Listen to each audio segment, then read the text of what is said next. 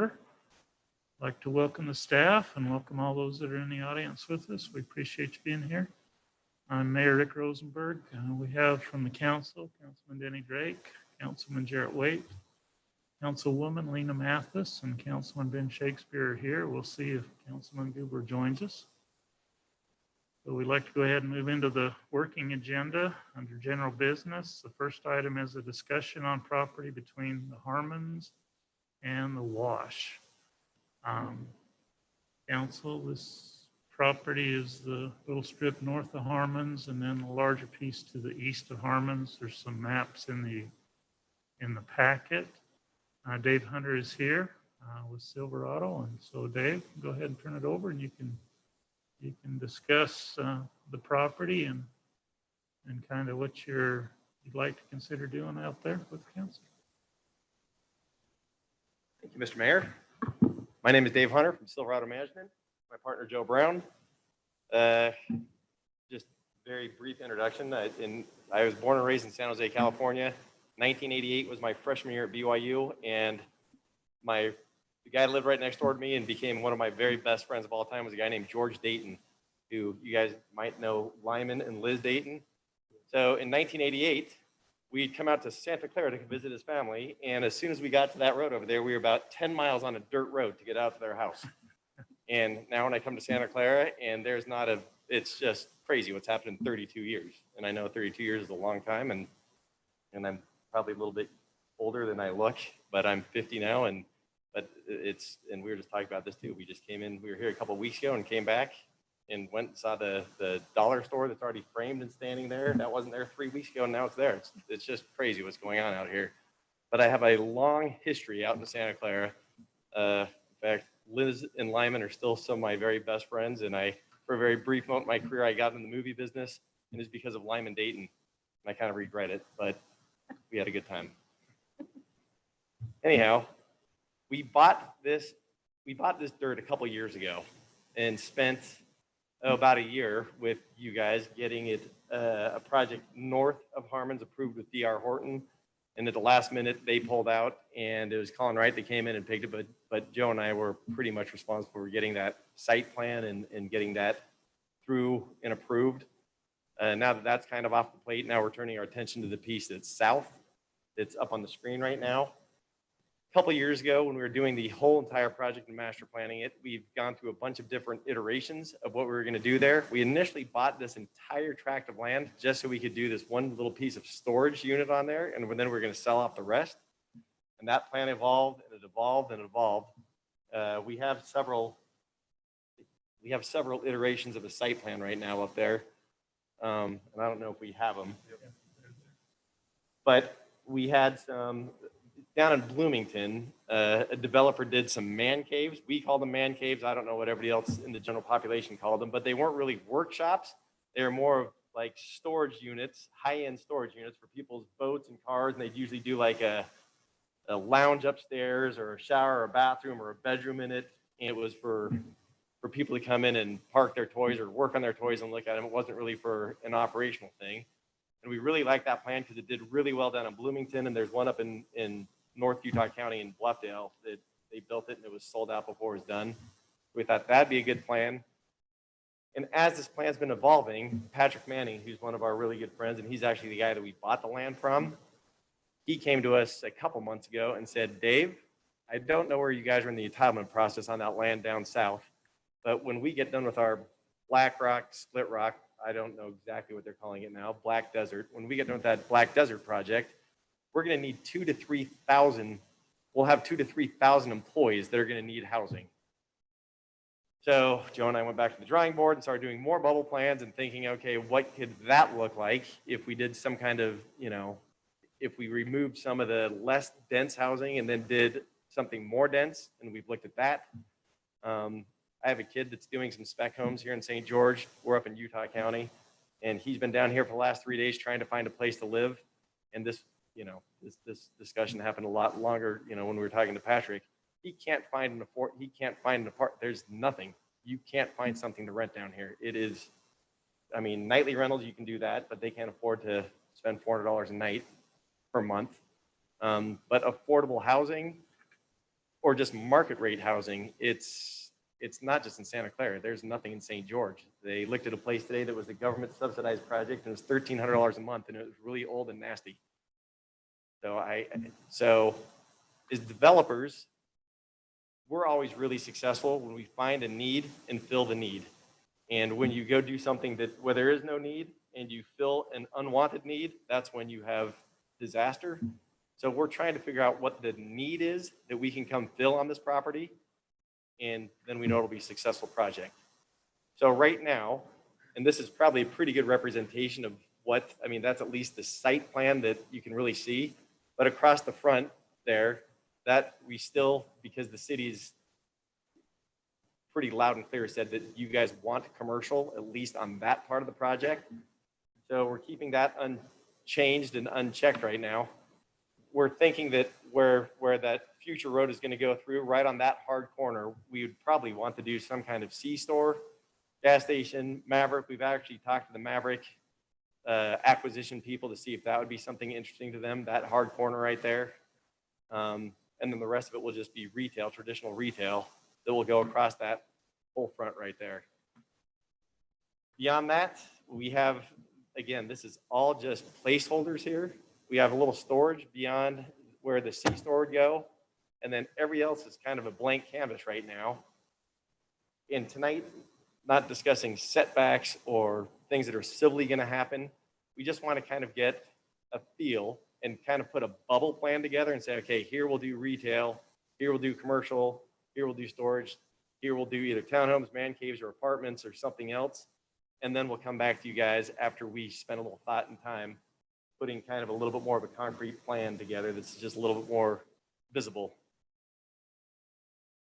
So with that being said, again, it's kind of a blank canvas, but we're leaning towards right now, depending on you guys' opinions and thoughts, to do something a little bit more dense kind of in the center. And if you guys know the property, there's kind of a swell where you see the little park between the townhomes.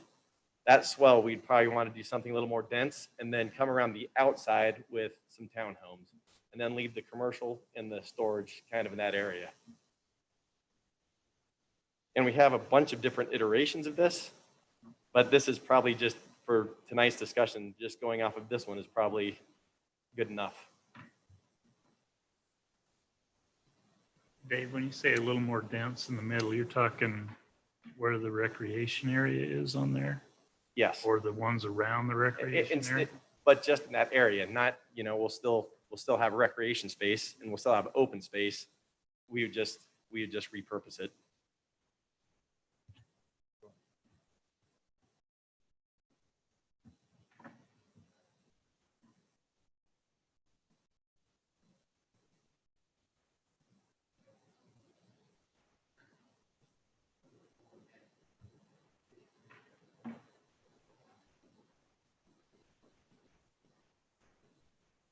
Is this like a apartment or condominium? Those would be, the townhomes would be condominiumized and sold, and the apartments would be kept as apartments. So the white buildings, ones that aren't shaded, Yes. those are apartment buildings. The black against the wash are the townhomes. Yes. And where were the man caves? The man caves are going to be where those townhomes were. Yeah, it's on that. Oh, so you're taking them off? We have versions with the man caves, and this is a version without the man caves. Second one showed the man caves. Danny wanted to buy one. That's why he's asking.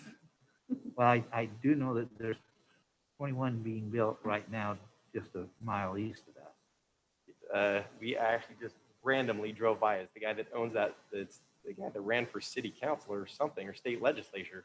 He was the city of St. George councilman. Did he win?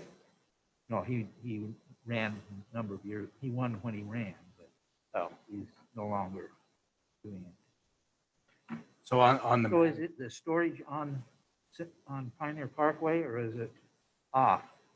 so that's probably one of our earliest iterations right there, and the storage is right on the east property line of the Harmons border, but now we have it moved and tucked behind the C-store.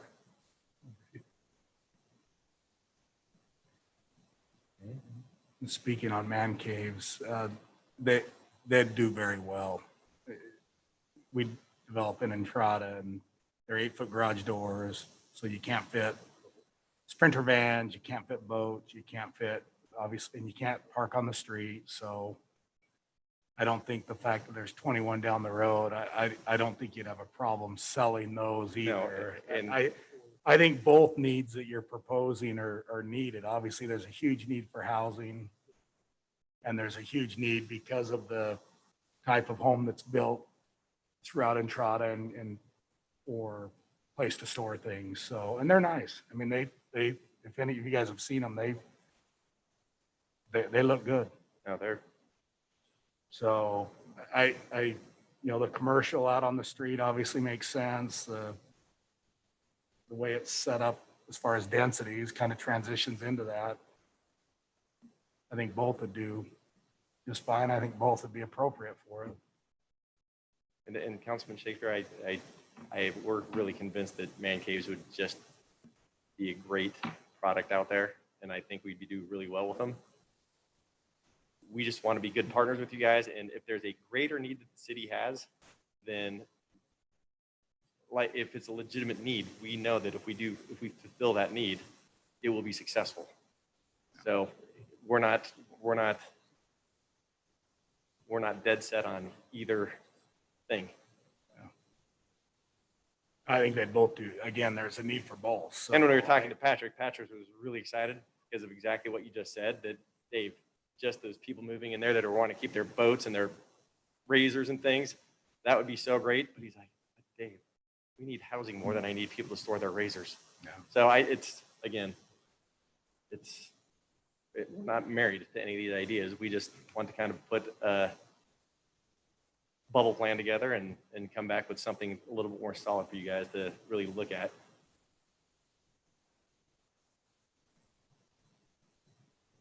So this would tie back, the road would tie back into Rachel there. So you'd have, the road would come out right around behind Harmon's and Yep. tie back into that.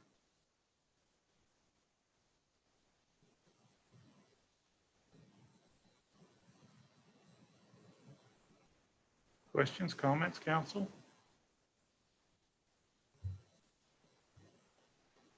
I have just a couple, I guess I can add in. So I live on Rachel. This is my neighborhood.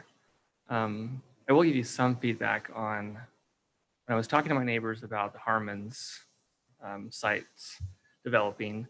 The fact that the Tag and Go was faced north and south instead of east-west helped a lot of them because they didn't lose their entire view out their backyard. I know there's a height difference here, and so that might be taken into account as well, but that is one way to help with the neighbors on those commercial pieces right on Pioneer Parkway to avoid losing all their views. And again, you can't guarantee they'll keep their views, but just something to keep in mind. And then I'm sure no one's ever envisioned a C-store being on that corner. So that'd probably be a pretty big shock to the neighborhood. I really don't know what they would think about it. We're not married to that idea, but I know that having a Maverick next to my house up in Orem is awesome. I mean, that's probably just a personal preference if people love to go down there and get their Diet Coke in the morning and fill with gas and get a Dodge. But it seems like we were just driving down that road just an hour and a half ago. Again, it is crazy what's happened in the last 5 years out here. It used to be you could go 100 miles an hour down that road and not hit a soul. Now it's a traffic jam out there. I mean, 5 years ago, that probably wouldn't even been a thought in anybody's mind to do that. But now with what's going on, we think it might work. Again, not married to the idea. We just think it'd be something that would be successful there. Eventually, there's going to have to be something on one of those corners. I mean, I know the residents may not be thrilled with it, but as that's growing, those are high traffic corners, so there's going to have to be something on one of those corners, whether it's that one or. And when that road gets built through eventually, that's their. I'd assume they're probably gonna it'll probably be a lighted corner at that point. Yeah, that'll be a signalized corner.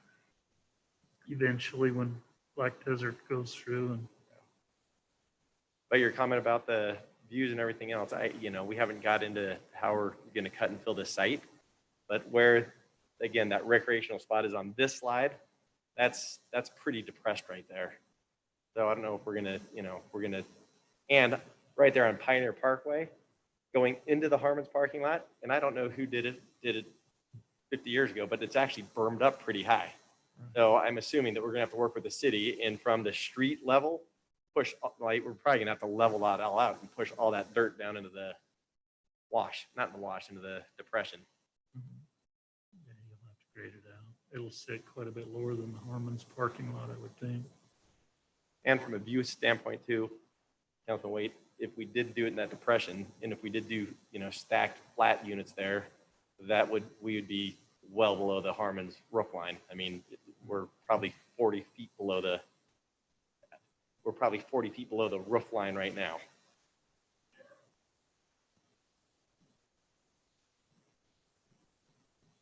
Yeah, that Red Mountain Pioneer corner is going to be probably the lowest part of that development. But Yeah. even those homes across the street, their walkout, their main floor is probably, say, 15 feet above that. That is the low point. I mean, just from, Yeah. not scientifically, but just from walking it, that is the low point right now. I think aesthetically, if there was a location where that would go, that, to me, that would make the most sense because it is in the lowest point. I don't know what that does for, gas storage, and I'm sure the groundwater is not too far down there. So, but that's something for the engineers. Well, I can give you my opinion. I think I like the commercial for sure out on Pioneer Parkway because that's important to us at the city. As far as what you do on the north end of the project, I probably am more inclined to do man caves or affordable housing, more affordable, attainable housing, whatever we want to call it, versus 500 traditional storage units. That just doesn't seem like a good fit for us and what our city needs. My opinion.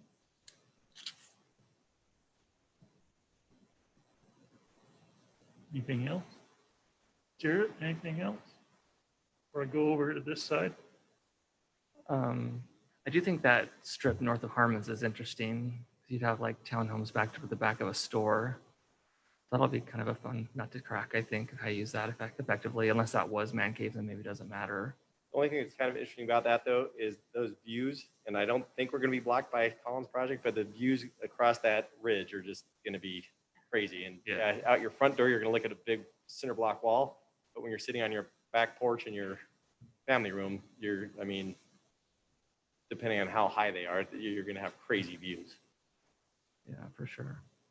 That's funny you say that, because when we walked the path an hour ago, that's exactly what Joe said. He said, not going to be the best view looking in the Harmon's wall. At the back. Yeah.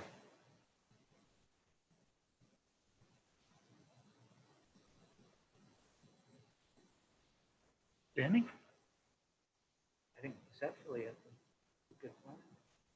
We've got mixed uses, commercial, residential, and even storage. Assisted living. We're actually really excited that we drove up and there's a big sign in the gravel right now that says the car wash is coming in. I mean, things are happening commercially around here. The Ace and the Dollar and the car wash. I mean, Don't you guys are forget obviously that hitting a it's- tipping point right now where these people are coming. That's the highway. Wendell? I think there's some good conceptual things there that we can consider. You definitely need the affordable housing.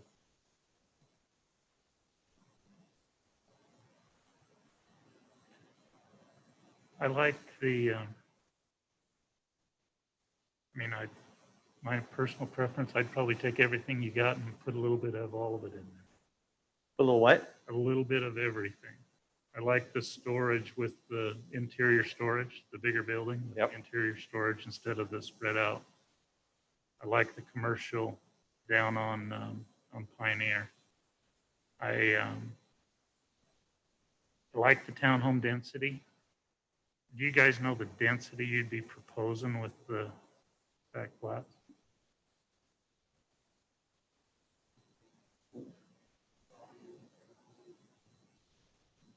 Just caution you there that it's hard, you can't get above 12 and you have to go to extremes to get above 8. So sometimes that doesn't work out good for apartment style development. That's the maximum that we allow in the ordinance. So to get above 8, you have to have more amenities, more architectural features, more cost goes into the design and into the construction. And you can only get to 12 when you do that. So caution you that way. I kind of agree with Lena. I don't really like the spread out individual storage unit design in there. I'd rather see that go with a housing product, either, you know, townhomes or some type of a housing product there. I really like the man caves. But that's just me. Yeah, we've got lots of toys. It sounds like we might be doing man caves because they're going to sell 8 of them right tonight. So we'll be taking reservations afterwards in the hallway. There's a lot of, like Ben said, there's a lot of housing around that doesn't allow those types of things on the lot. And so there's a need to fulfill the people have the big RVs, they have large boats, they have the razors, they have all that stuff. And the house that they bought at Entrada, there's no room for any of that.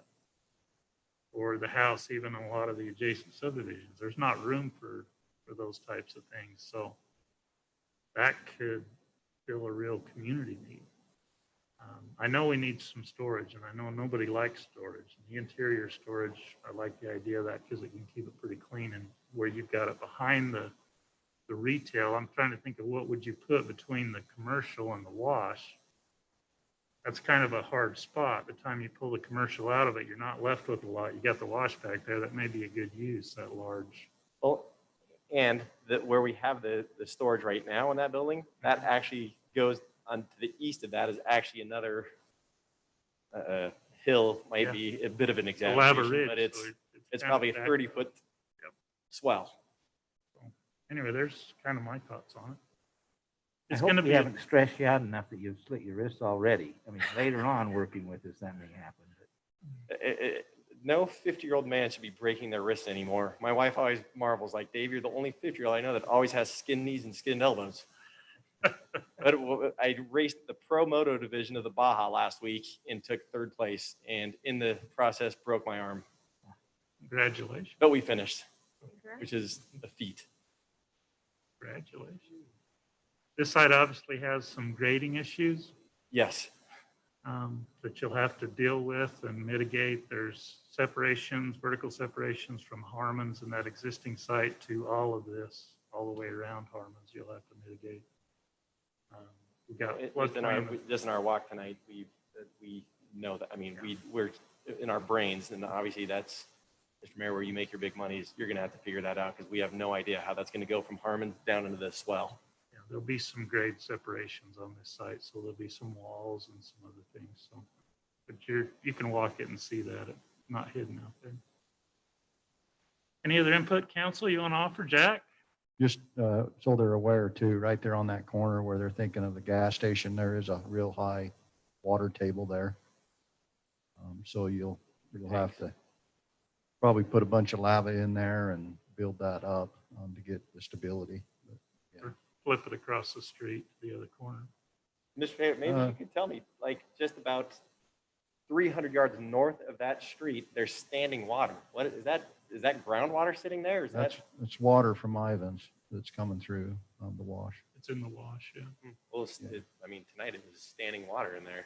Across the street, it doesn't seem to be as bad, but on that corner, the northwest corner right there, I watched the track hole area itself just sunk right there. Well, right where the road ends and goes from the dark shaded gray into the white, that's where all the standing water was tonight. Yeah, that's The, a wash down there. If you can see that diagonal line that cuts down through the site, that's the sewer line, comes out Harmon's and then goes diagonally across and down to that corner. See that heavy dash line on your plan, Dave? That's where the lava flow wash used to be, was right down through there. The wash actually came down and then went kitty corner across that intersection of Red Mountain and Pioneer. When Shan Gubler, one of the earlier property owners, came in and got the no pasture project PD approved back in 2005, 2006. He got permission to realign the wash into the configuration that it is today. So anywhere along that sewer line, you can potentially have some high groundwater because that's the old wash bed that is in there. So you've still got some water that's flowing through that bed that's under the ground. So just kind of be aware of that. Right now, outside of if it is a C-store with buried tanks, everything right now is contemplated is slab on grade. I don't think we're going subterranean on anything except for maybe that. And when you do your grading, you're going to fill the low part of that depression will get filled in and Yeah. actually lifted up, I would think. So just that's why you're seeing some water in that area. It's that remnant water from the old wash bed.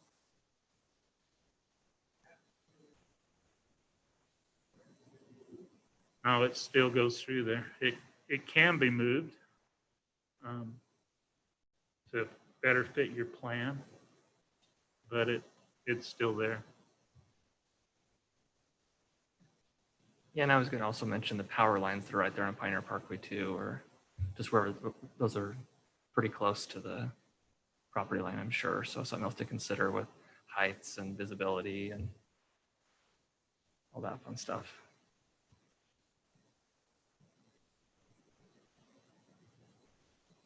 Joe, from my standpoint, I think that's enough marching. I mean, I think we have marching orders, and I think next time we come back, we'll have something, you know, 2D with maybe some elevations that say, hey, this is kind of the flavor of what we're going for. And I think we have enough information that we can put something together pretty quickly. Corey, this is already zone PD, right? So they would be coming back in for an amended PD zone would be their first step. And then you'll probably have to help participate in a traffic signal on that corner. We'll make Joe do that. Okay, well, I appreciate your time. And again, we want to be good neighbors and we want to hopefully fill a need that the city might have. So if there's anything, if anybody, Mr. Mayor has all of our contact info. If you want, I mean, you can call us anytime and we're pretty responsive. Unless we're out in the Baja. Yeah.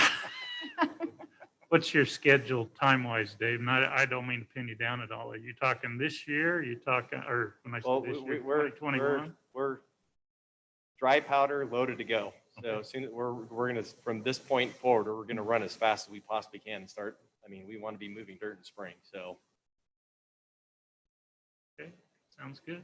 Thank Good luck, guys. It's good seeing you. Have a good holiday. Thanks, guys. Okay. Hydrant meter policy. These are my favorite things to talk about. And rate changes. I'm glad you're excited about it. Say what? Oh, you don't want this one and this later one on the solid waste recycling? You really don't want to miss this. I mean, this is live streamed on YouTube, guys. Thanks, guys. Okay, Jack. What we found is that Christelle and Selena looked at what the other cities were doing, and we've also realized that the cost of the hydrants have increased quite a bit since we've set these fees. And so what we'd like to do is redo them. Our deposit used to be $800, and we'd like to increase our deposit to $1,500. And then have our rate per day at $5, and then $2.50 per 1,000 gallons. That's basically it. We've had some damaged ones come back, and then we try to replace them, and it's more than what we've got for the deposit. Um, I don't know what else to add to that. We're the 250 per day, per thousand, isn't changing from the old one. Um, Maybe a couple things I'll add to it is we're also adding in some penalties Yeah, of they need to bring them in on the first of the month, giving them a grace, I think, to the 5th, but they've got to bring the meters in and have them read. First time offense, I believe is a $50 fine. The second offense would be 200. 200, and then a third would be 500. So just trying to get people we have struggling with contractors to bring their meters in. So we're just trying to also get them to understand the importance that we need to bring them in, get the meters read and that. So, and as Jack said, we're having meters get damaged and the deposits are less than what the cost is of replacing the meter. So we want to make sure our deposit is enough to replace the meter if it is, brought back, we're damaged and we need to replace it. Yeah, the girls spend an enormous amount of time trying to get these guys to bring in their meters. And that's one reason we really started to look at it. And when we got with Washington City, this is the penalty charge that they have over there. And so we got to have some way to get these guys to bring their readings in, because we don't know what's really going on with the meter, And so this is what we recommend. Questions, council? Yeah, just one. So is the daily rate just that's not the penalty rate, that 250, that's the daily rate. So they're going to pay $150 a month, roughly. Mhm. Is that about right? Right. That we're seeing. Yeah. And then the penalties on top of that if they don't bring it in and read it. That's Yes. correct. And then the water rate's the same per thousand, and Yeah. the deposit's not a big, you get the deposit back if you Yep. bring it in good condition. Mhm. So this is just really for discussion tonight. If there's any questions or concerns, we'll bring it back, I believe, next week to set a public hearing because of the fee change. Now, so on the 9th, we'd bring back to set a public hearing date in for January 13th. Is the daily rate consistent with our neighboring cities? Yes. Okay. I don't see the special penalty for hooking the St. George meters up to our hydrant.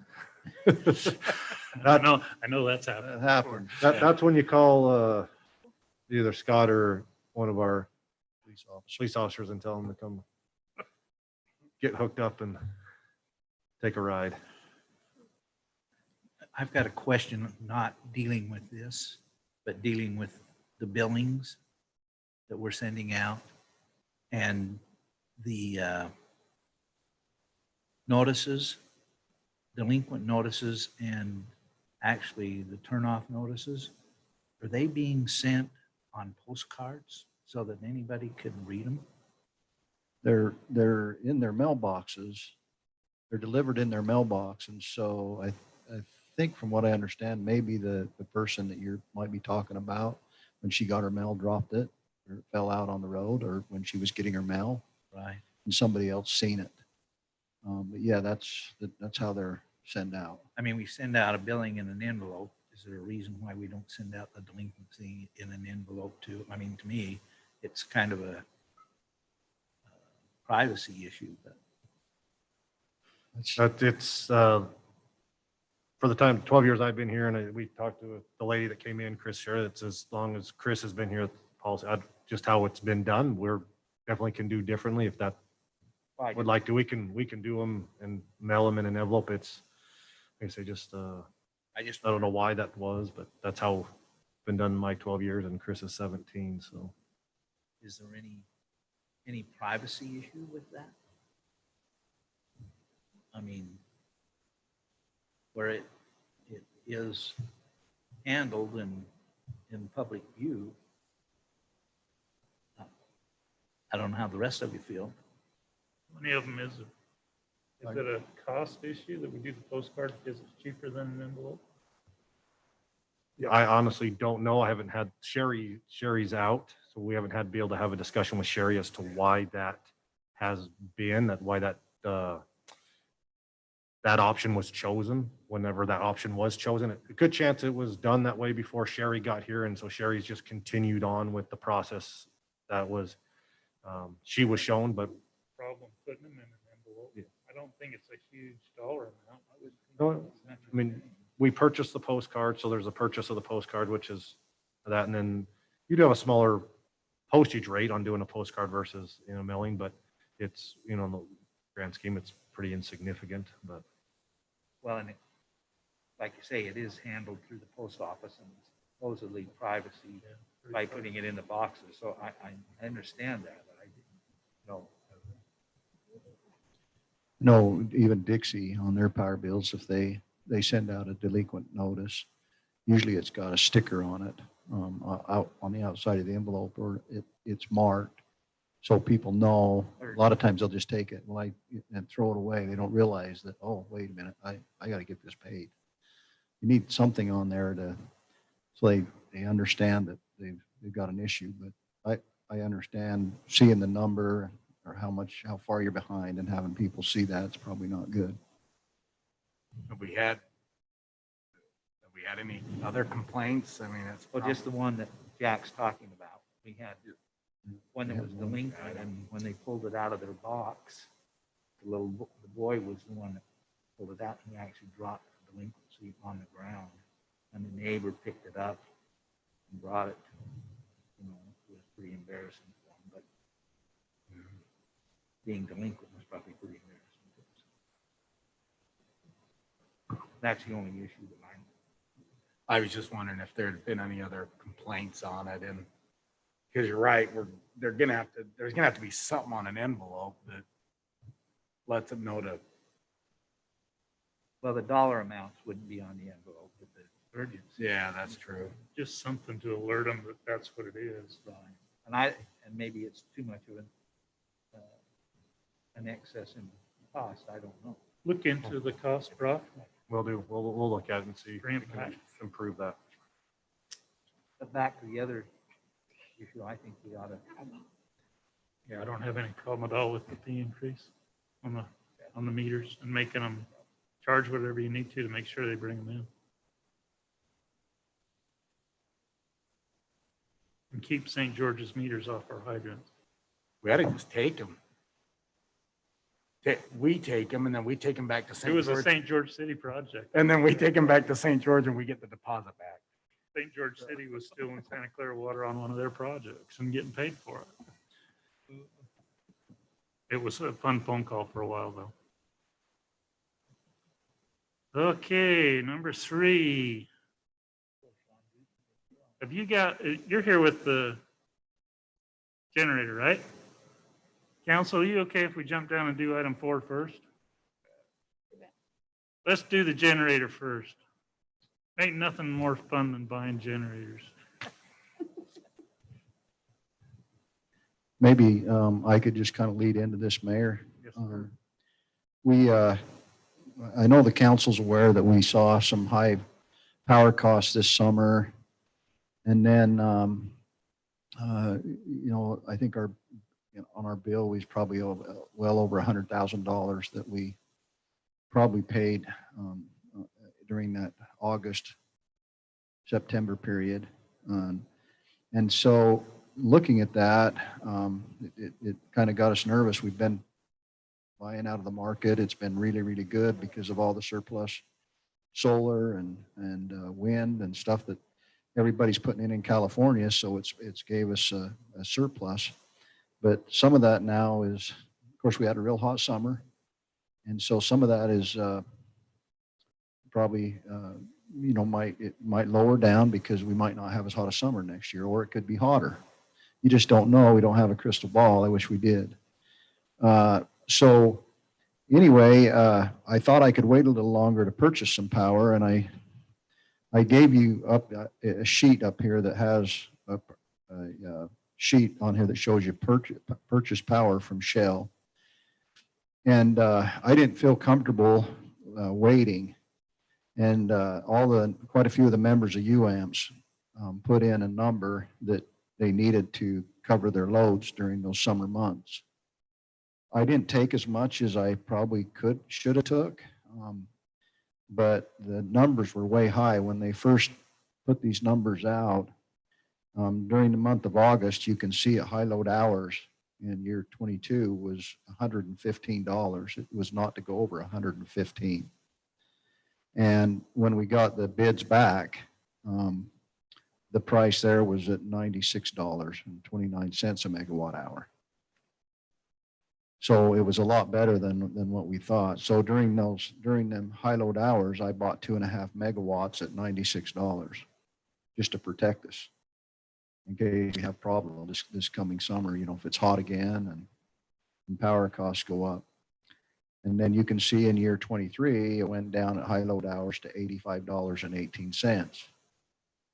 And then the next year below that at high load hours, it went down to $80.14. And then in year 25, $82.58, and year 26, $85.08. So these are months in June, July, August, and September that Santa Clara has purchased to try to cover our peaking loads and some low load hours. If you'll notice, the low load hours are quite a bit cheaper. In June up at the top, and 22, 27.40, and July 46.27, and August 46.96, September 35. Those prices we can deal with. It's when you get to those high load hours, it starts to hurt. So I gave you another chart, this one here, that shows kind of what our load does during the summer months. And you can see during the months of, Which chart are you on, Jack? I'm on this forecast, that one right there. You can see even with the power that I purchased, the blue is the 5-year product we purchased. And then you can see that the steel project right at the bottom, that's the solar project we purchased. So you can see it's kind of bumped everything up, and then you can see our green, that dark green at the top is our generators that cover those peaking hours. And you can see from about 10 kW up to almost 18, we're short. But it's only for, short hour periods. Might run from 16 hours to just 8 hours, and maybe only 6 hours that we're getting those peaks. And so we need something to cover that. And if the costs continue to go up, we might actually run the generators longer during low load hours, and also run them in high load hours, maybe run them for 16 hours instead of 8 or 6, just depending on what the market is. Christelle looks every day and looks at what the market's going to be, and then we determine whether we're going to run the generators or we're going to purchase from the market. If the market's cheaper, then we buy from the market. If the market's more expensive and we know we can generate, then we generate. So that we try to, that's how we work it. So with that, looking at those costs, we started looking at another generator, putting another generator in the building. And I think it'd be a great option for Santa Clara City, because we would obviously have it for emergency if we lost our transmission line, but also we would know what our cost is going to be per kilowatt hour, unless gas prices go crazy.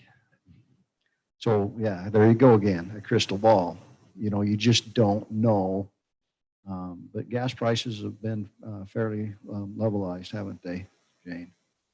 The other thing I put up there on your desk was a copy of our impact fee study, the different projects that were approved in our impact fee study. And the ones that you can see on there that have done, we've completed those. And the only one that we haven't done is the capacitor bank and the 2 megawatt generator addition at 2.5 million. And that generator is 100%, can be covered by 100% of impact fees for new growth. So that's where we're at, and that's what what we're thinking we'd like to do. So with that, there's 2 units. They've actually, we've got the units that we've got in our building right now at 2 megawatts, and Wheeler or CAT has come up with a new unit that picks up load. And I'm going to let Shane explain that. He can do a better job than I can with that, but they're 2.5 megawatt units now. You can still buy the 2 megawatt, or you can buy the 2.5. And I think we should move forward with the 2.5, but I'll let him explain the difference between the two and kind of what we're looking at. And then we can talk about the financials. Jack, just one question. What does it cost us to produce with the gas generators? Shane, Per megawatt? he's got a slide that's going to come up and we'll show you that. Okay? Go ahead, Shane. This is Shane. A lot of you guys knew Ken Green that helped us build our generation building and was with us when we put in the first 2 generators. He has since retired, and his boy, Steve, has taken over Ken's position, and then Shane has jumped in also. So they've been great. They've supported us 100% on our units. That's one reason we went with them when we did. They said that they would be there. And I can honestly tell you that they've stepped up and paid for things that we probably should have paid for.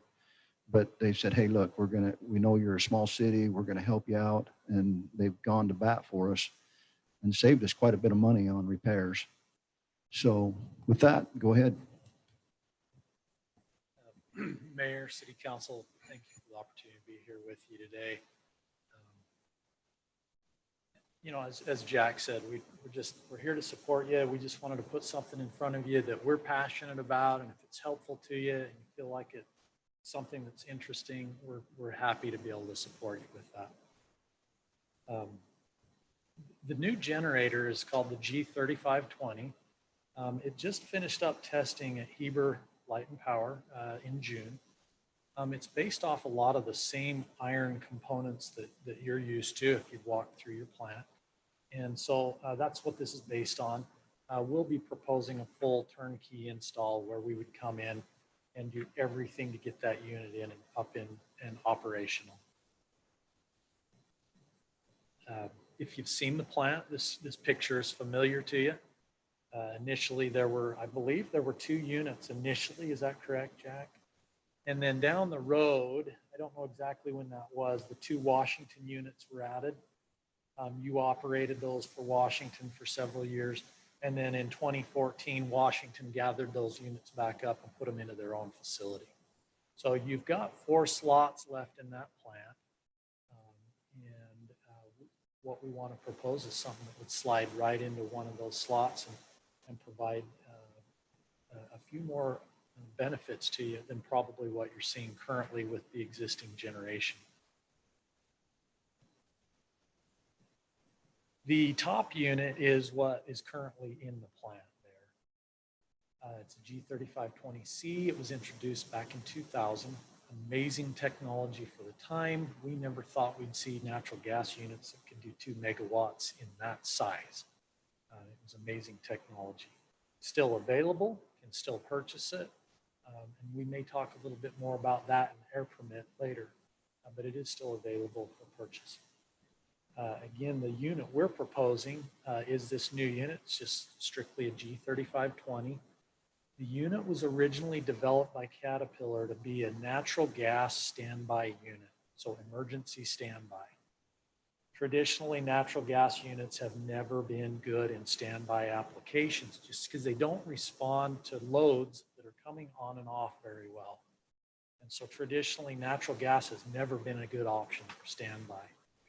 Caterpillar, working with Microsoft about 5 years ago, began developing a unit that could run on natural gas and act just like a diesel does.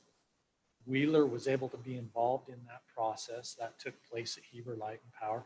I've kind of mentioned that to you, and the only reason I mentioned that to you is because I know that you're familiar with Heber. Caterpillar, Wheeler, and Heber have kind of a joint agreement that goes on up there. Caterpillar brings in their new technology and gen sets, and they test those at Heber. Heber gives them availability to bring that unit onto the utility grid almost anytime they want to put hours on the engines. Caterpillar really likes the altitude up there because they can really test these units at altitude. And then the extreme temperatures. I mean, Heber can get pretty warm in the summer. Warm for you guys, probably not, but warm for them. It can get warm up there, and obviously really cold in the winter. So Caterpillar likes those conditions, and they like to test equipment up there for that reason. And it's really neat to have them kind of in our backyard, because a lot of the generation that we see and that you'll see out there that is placed in different municipalities, that is Caterpillar generation, kind of started its life not too far from us up in Heber. So this unit finished testing up in Heber in June. It actually finished up a year ago, June, at the 2 megawatt node size. They moved that up to 2.5 megawatts and tested for another year, and that finished up in June. Worked out all the kinks. Again, it's a test bed for Caterpillar, right? To get the unit up there, test it, and get it set up and ready to go. So that was released in June. Highly sought after, because as you can see in the pictures, the unit, the bottom unit, is almost identical to the top unit. If you didn't know what you were looking at, you might think that they were identical units. Literally, the length is very similar. The makeup is very similar. This picture has a unit mounted radiator on it. The unit will not have a radiator mounted on the unit. Radiators outside of the plant. So again, very similar units in size and appearance, but as we move forward, you'll see there's some vast differences here that could benefit Santa Clara City.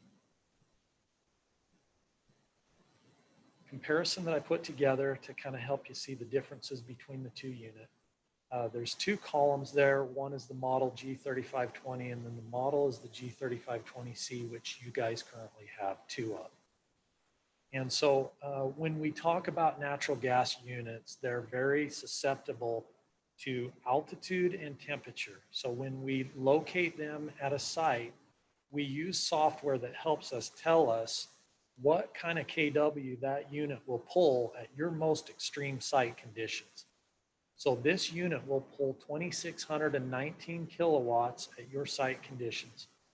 And again, that's, if you look at the chart, that's about a 21% increase in kW from a unit that's there now and is literally almost the same size. So if you think about 500 kilowatts, that's a substantial increase in power for almost the same footprint. We talk about heat rate. Heat rate is essentially the fuel efficiency of the unit. If I was to take two locomotives and I set them side by side, and this one used 30 gallons of fuel to push a car a certain distance, and this one used 50 gallons of fuel to push a car the same distance, the same weight, we would want the one that used the lesser amount of fuel, right? It pushed the same amount of weight, the same distance, but it did it on a lot less fuel. So when we talk about heat rate, that's what we're talking about, is the fuel efficiency of the unit. So as you can see there, we want that number to be lower. The lower the heat rate, the more fuel efficient the unit is. And so the G3520 has about a 12% advantage on the existing units with fuel efficiency. We talked a little bit about strike price. What does it cost to operate this unit for a megawatt hour? So we did some comparisons, and it's important to know that strike price includes all maintenance for the unit for the life of the unit. This is an 80,000 hour unit. Hey, that's a long time when you consider the way that Jack would operate it, the way Santa Clara City would operate it. So for the life of the unit, we build in the maintenance cost to that strike price, and the other piece of that is fuel. So fuel and maintenance are in that number, and that's what it costs per megawatt hour to operate that unit. So again, there's an advantage there to the newer unit, a newer technology, about almost a 10% advantage there, cost per megawatt hour. And you know, Jack was just talking about this critical component, right? I mean, that is a very good strike price when we talk about gas, and that's at about $2.50 gas. So that's what that strike price is built around. Genset efficiency, very similar to fuel efficiency. The higher that number, the more efficient the unit is. So if I put X amount of gas in the unit, I get X amount of electricity out of the back. The more electricity I get out of the back, the same amount of gas that comes in it, the better my efficiency is. You can see the footprint there, again, very similar. From the literature I have seen, we're actually slightly smaller on the unit that we're proposing, slightly smaller footprint. RPM is an indication. A lot of times, sometimes when we think higher RPM, we think maintenance comes faster. In this case, both units run at the same RPM, so really no advantage there. This next one is a big one. This is big for the plant, it's big for the city. The unit will continue to carry its output up to 105 degrees air coming into the air cleaner. We use evaporative coolers to keep that air cooler and maintain those site conditions on the existing units. If you guys have a 105 degree, 110 degree day, we're relying heavily on those swamp coolers to make sure we have 85 degree air coming into those air cleaners. If something were to happen with swamp coolers, we had one go out, we had two go out, this unit is much more forgiving and will continue to maintain that kW output at much higher temperatures. Doesn't probably seem like a big deal, but when you start looking at the accumulation of kilowatt hours, which are key in this business, how many kilowatt hours can I put out? It's super important that we have some forgiveness there if we were to have something happen in the plant with swamp coolers, and then that temperature started climbing up on us. Any questions so far? And this is probably in your next slide, but your strike price is the operation cost of the unit. Later in it, you've got a strike price with capital. Is that the price to run what it costs to generate, including the purchase of the generator itself? Correct. Okay. And so we look at that with hours. So the more hours you run, the better you're able to spread out that capital cost.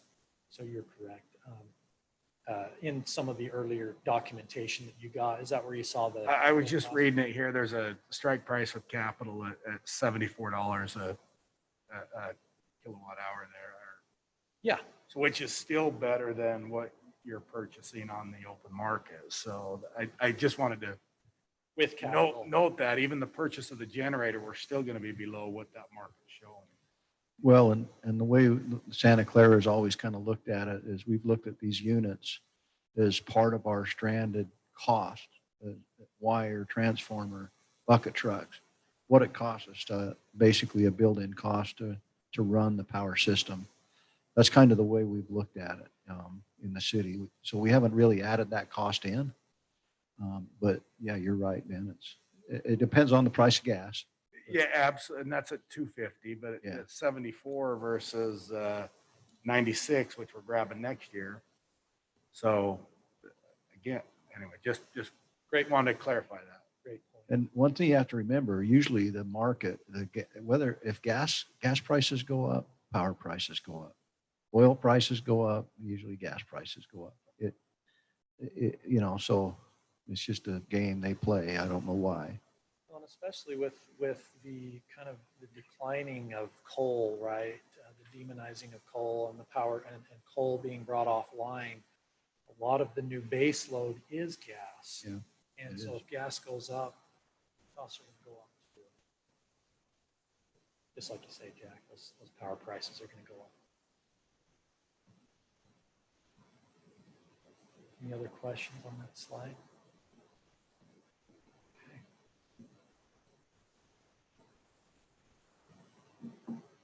We talk a little bit about maintenance because maintenance is a cost to you. The purpose of this slide is just to show that the new technology, the testing that has gone into it, the new materials that have gone into the engine, allow the newer unit to have a much bigger advantage than the old unit as far as when we perform maintenance intervals. Caterpillar has a document that indicates that certain intervals should be performed at certain times. And as you can see here, almost at every category, we'll see the proposed unit outperform the existing unit on how much longer we can go before we have to perform that maintenance interval. I mean, I could certainly go bullet point by bullet point, but I think the gist is there is a big advantage here maintenance-wise with this newer technology.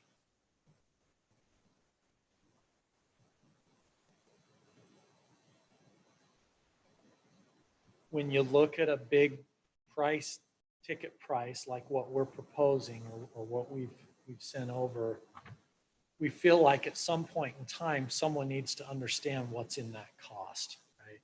Not just a generator. I'm not going to go through this whole list, but this is everything that needs to be accomplished to make that project go.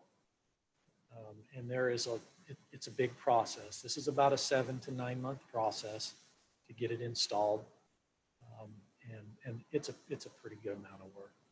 But what we hope is that, Jack, your crew you can continue to operate the way you do, and we are just out of your way.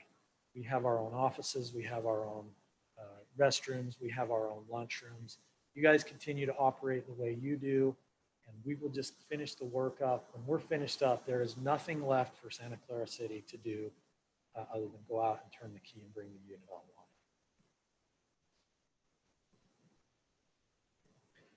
That's kind of what this slide indicates, is everything that's involved in that project.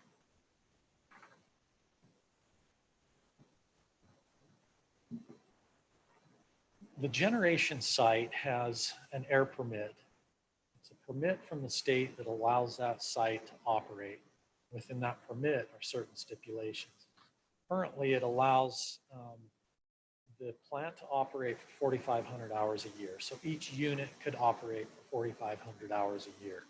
And that was billed out for 6 units. So the permit is built for 6 units that are the G3520C. So the units that are in there now, if we put another unit in there, we notify the state, we tell them we're putting another unit in, and we move on. That's it.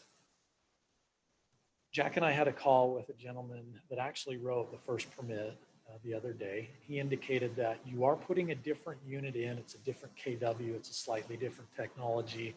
You have to fill out a notice of intent and submit that to the state. We'll review it, and then we'll issue a new permit. It was interesting as we chatted with him. He indicated that he didn't feel like this was a big issue. Just felt like we needed to go ahead and do it and get that issue. And so that is a part of the process that we're going to need to go through. He indicated that it's 6 to 8 months before they can even get a look at the notice of intent. We talked to him about, okay, are we okay to get equipment on order if Santa Clara City so chooses or decides? Could we get equipment on order, get it coming? And the indication is yes, that's fine. You can get equipment coming. You can even get it in the plant. You cannot operate it. You cannot connect up the gas. You cannot connect up the output cables, but that unit could be in process at that point in time. The purpose of the new NOI is to let them know that there's a deviation from what the original permit was built around. They have to know that, so that their compliance officers, when they come in, they see that, okay, something's different. It has been documented. The state is also going to require us to compare the technology that's currently being used to reduce emissions to the potential of newer technology. They call it a backed analysis, best available control technology. The state wants to evaluate, could you put a more stringent emission control on these engines? And there's several things that go into that. There's a cost burden analysis. Obviously, the site is going to be looked at heavily, the surrounding areas. But all intentions are, at this point in time, we believe that the current technology that is used, which is simply oxidation catalysts, which are the most economical option, is what's going to continue moving forward. We feel like, and emissions consultants have indicated to us, that the state has to go through this analysis so that they do their due diligence as outside entities come into them and file lawsuits. So it's very common for outside entities to come in and file a lawsuit with the state against a certain site. And the state has to come in and say, look, we did our due diligence on this site. We did a backed analysis. The technology that's in there is warranted. And then they move on. So the NOI, the notice of intent, and the backed analysis that goes along with that, that is their purpose to help through that process. But the gentleman indicated to us that he didn't feel like there was going to be an issue getting this alteration or this new permit issued. And that was the indication I got. Any questions about that? If we were to use the old unit that we already have, is there any delay, like you're suggesting an 8-month delay here? Nope, we would just let them know that's what they're doing. And because the permit permits those units, we would just bring a unit in and install it. There would be there wouldn't be this NOI that would have to go in. Simply, we would just let them know, hey, we're adding a unit.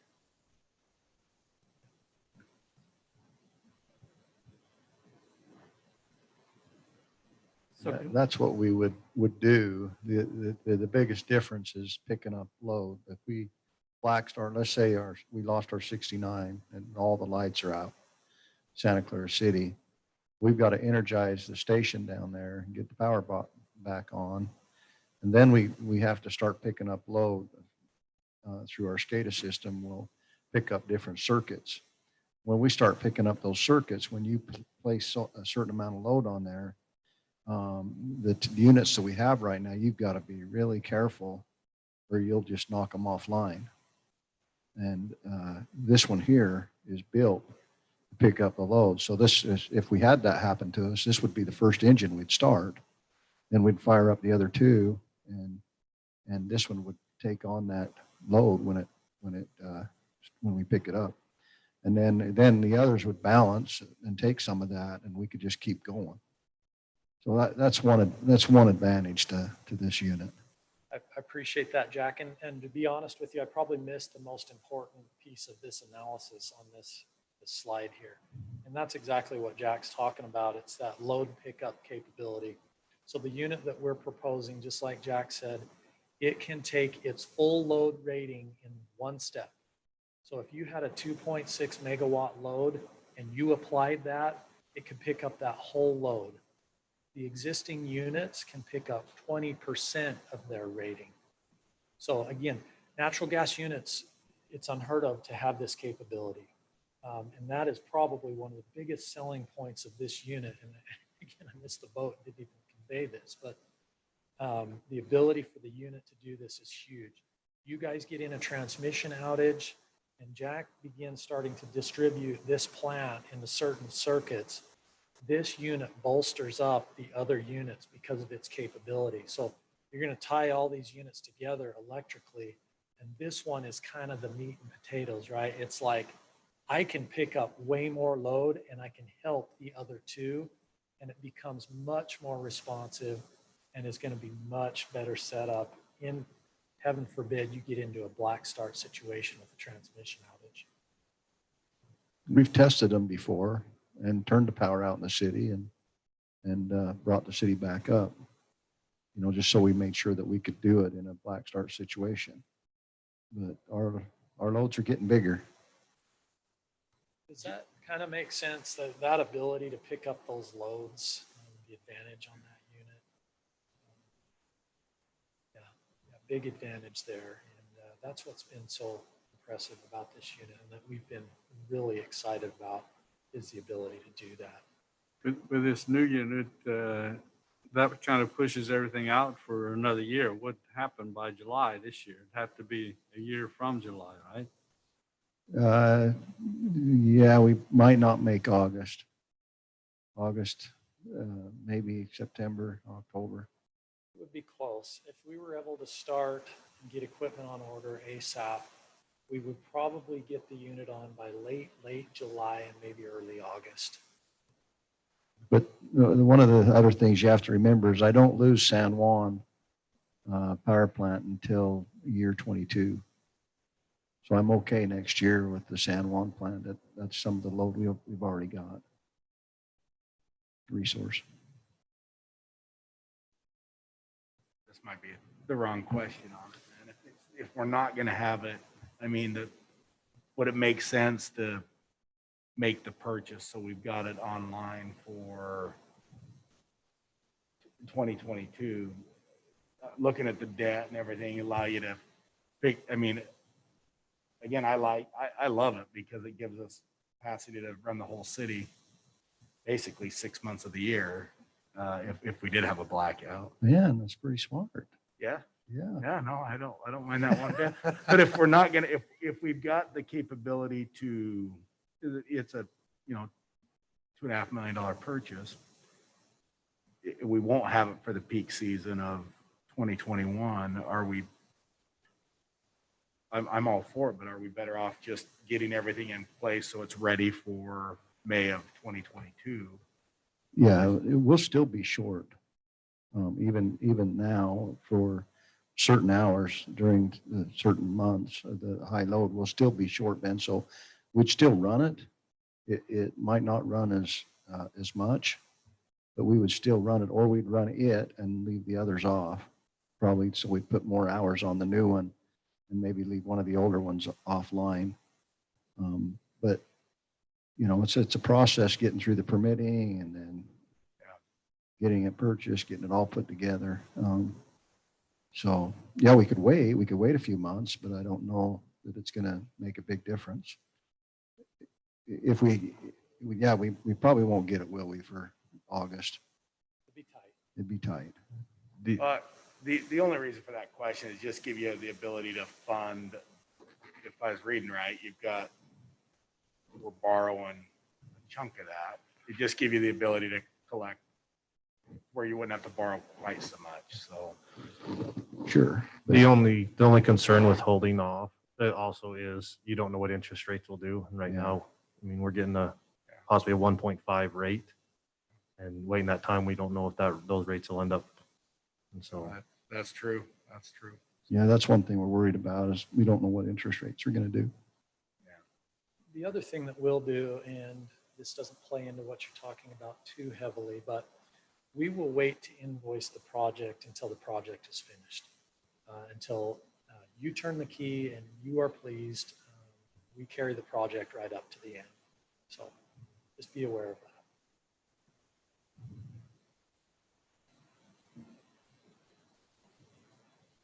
Okay, do you have any other questions for him? Lena? Here's kind of a fun one. I try to do a fun one on each slide deck. I thought this is pretty cool. This is the difference between currently running a natural gas unit versus running a diesel unit.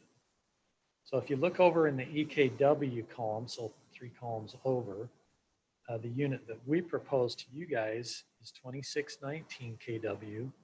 If I compare that to a similarly sized diesel, a 2500 kW unit, we can compare the two together. And Brock, I don't know if there's a way to minimize that.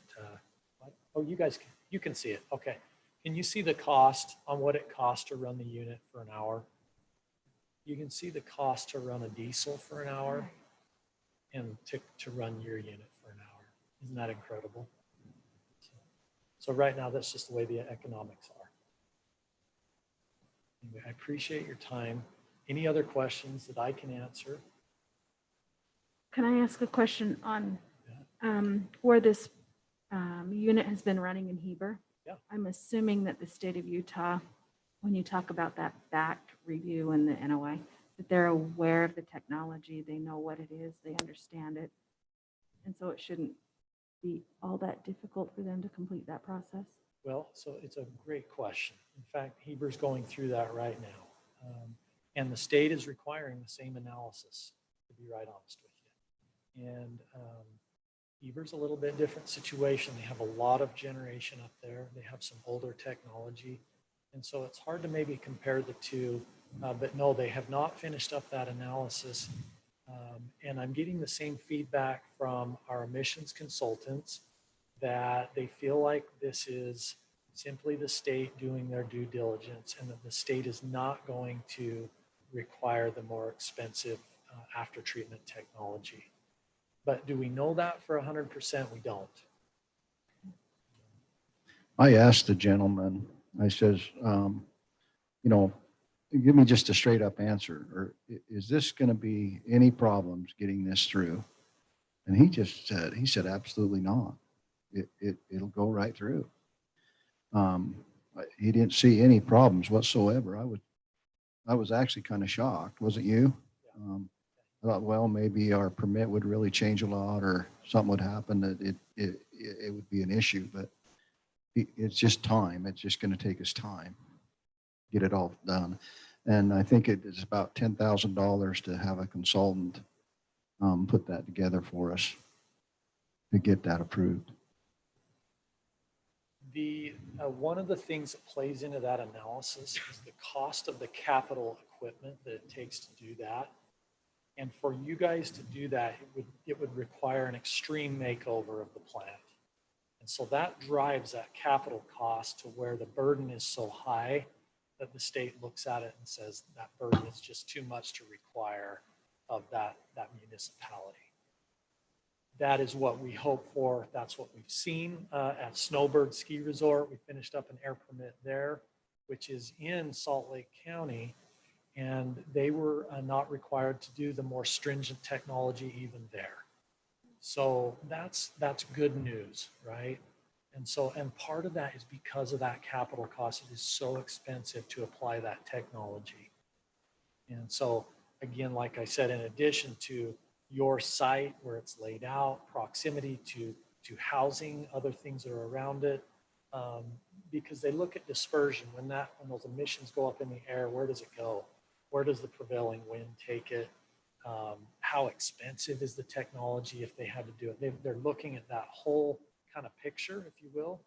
And that's kind of why we talk, it's better to hire an emission consultant to gather all that information together and have him work with the state versus someone like myself or someone from your entity trying to do it. We've just seen that to be a very difficult process. So we recommend going with the consultant. Let them hammer that out. Let them work with the state and just hammer through that. But we don't anticipate this more stringent technology. But I'm going to be honest with you, it's not a slam dunk. I'm not going to lie to you. Is that the air permit engineering service that's in the proposal? Yes, there's an option there. Yeah. That option was for like a full permit.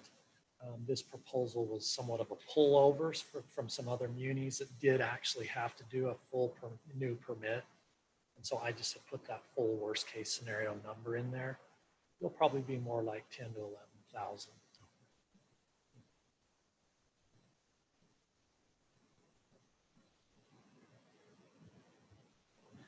Any other questions I can help out with?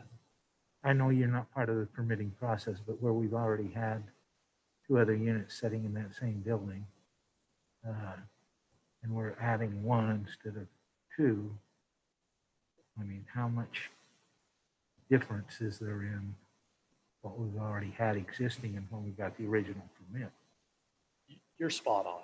And Jack and I had Exactly. the exact same conversation. Yep. In fact, in some ways, we would have approached the state, that there was some inkling in me that we didn't need to approach the state because of exactly what you're saying. I mean, we're not even approaching anywhere near what the output of that plant could be. But I'm glad that we did, because we did find out there are some things, some hoops that we need to jump through here, unfortunately. And it simply comes back to we're deviating from what's in that permit. It's crazy. It really is crazy because we're going to a newer technology, a better technology, and yet they're forcing us into a situation that costs us more money to put an analysis together. And again, I think it comes back to the states trying to do their due diligence to make sure that they can explain to the general public, this is why we allowed this emission technology at this plant.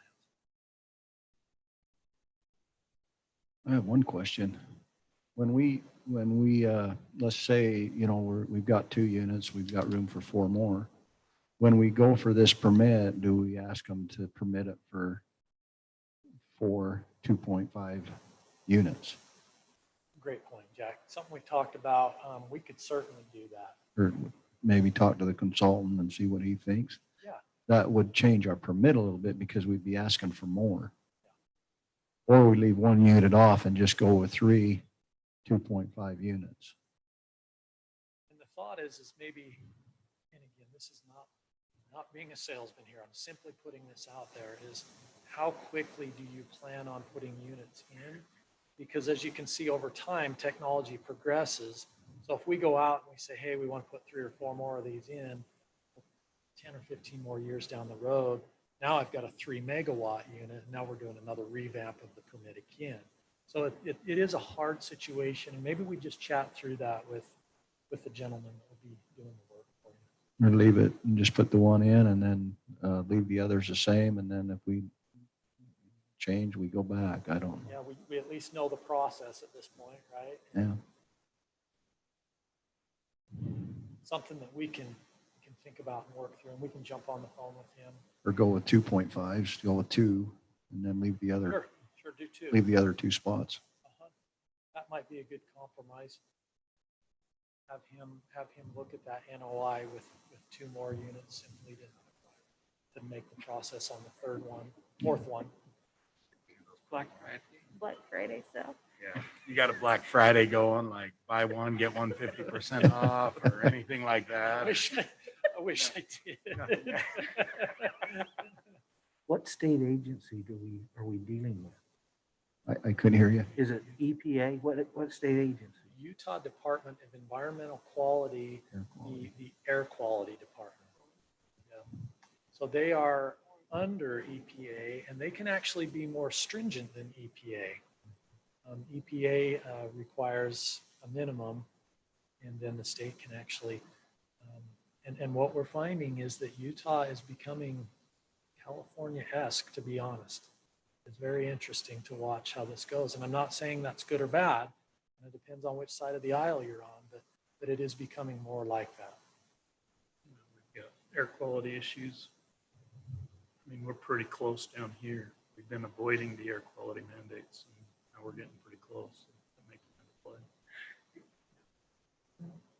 Well, if you don't have any other questions for him, then I'd like to turn the time over to Brock to talk about the financial side of what we've got in our impact fees, what we have in reserves, and what the options are for some refinancing. Jack, can I thank you. Can I ask you one question? If it's an 8,000 hour per unit, an 80,000 hour unit, with how we're going to use it, how many years would that last? Do you have any guesses? Long time. Probably You guys 20 years, operate at I'm guessing. currently what, about 1,000 hours a year? Yeah. So if you do the math, a long time.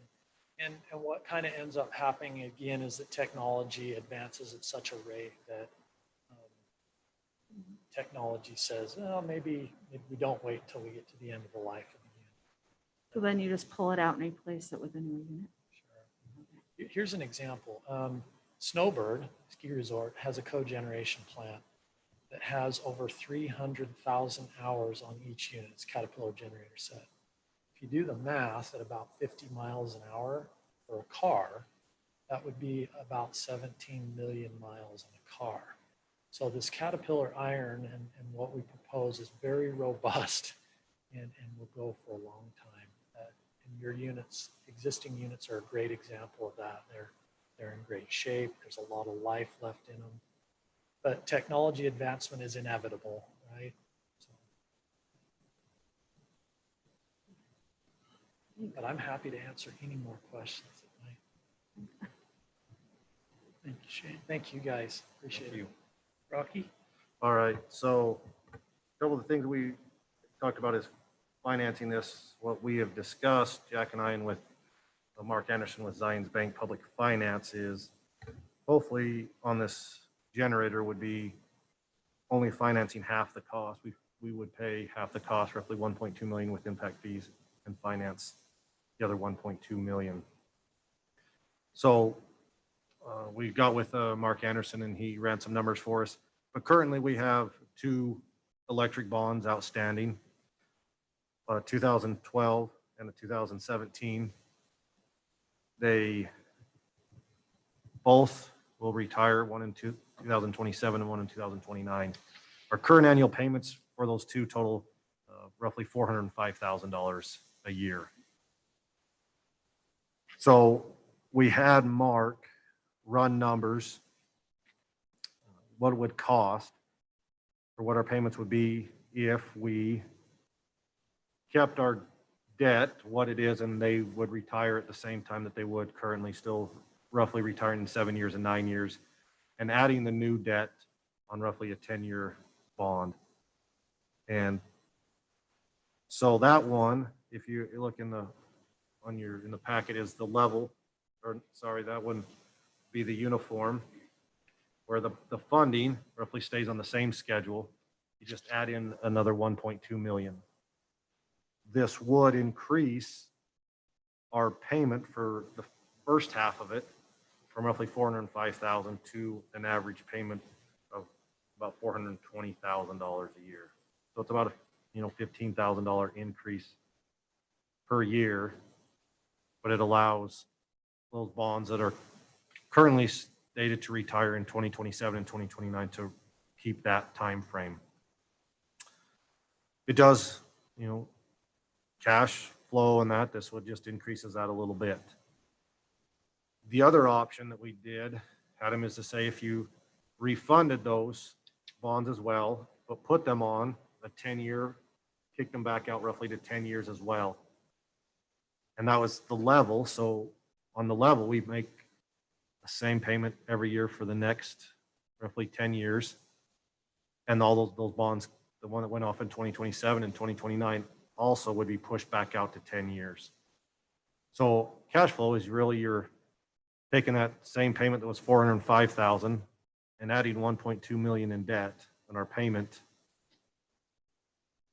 annual payment, really goes down by about $70,000 by kicking those out another couple of years, extending those payments. So cash flow wise, that's very helpful on the power department, that fund to have.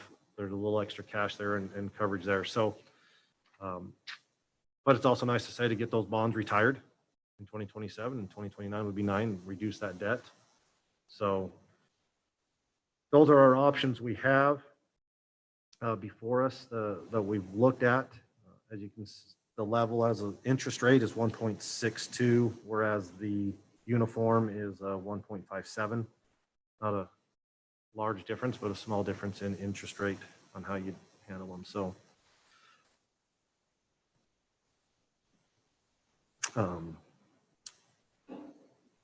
The cost of refinancing, is that included in the debt? mm-hmm. So it would just be part of the payment. Yeah, they put an estimate in that the cost to refund it, the bond issuance of the bond attorneys and their Zion Bank's fees are added in. So if you can see that the total cost of all the new money would be 3.6 million. If you do the level, we'd pay an interest of 307,000 over the life, and on the uniform would be roughly 269,000. So almost $40,000 in savings if we went with the uniform. So the question I've got, still back to where I asked, if we're saying rates are low now, but we don't need to, they don't invoice us until that's complete. So we don't need the funds until, at best case, September. Isn't that what was just said? That's true. Yeah, that's correct. And we're just bringing this forward, Ben, for discussion. Yeah. If that's when we fund it is September, if we're willing to take the risk on interest rates, if they go up 2 or 3%, then yeah, it's going to be quite a loss. But if interest rates stay the same, no change, then we're in great shape. Wait till September or October. That's okay. But we just wanted to inform you guys of what the options are, what we feel we could take out of our impact fee fund and then, you know, refinance that bond because it's going to save us money on the refinancing of it with the interest rate that it is today. So we're just talking about it. Yeah. We're not saying we're going to move on it next week. We're saying we could. But in But- actuality, we can't because they're going to Yeah. carry it for us. And so at the same time, we're not going to put that money in the bank and hold it for 9 months and then pay it in September. Right? So basically what Ben is saying is exactly what we're going to be doing anyway. Couldn't you do that? That's a question for Brock. I don't know.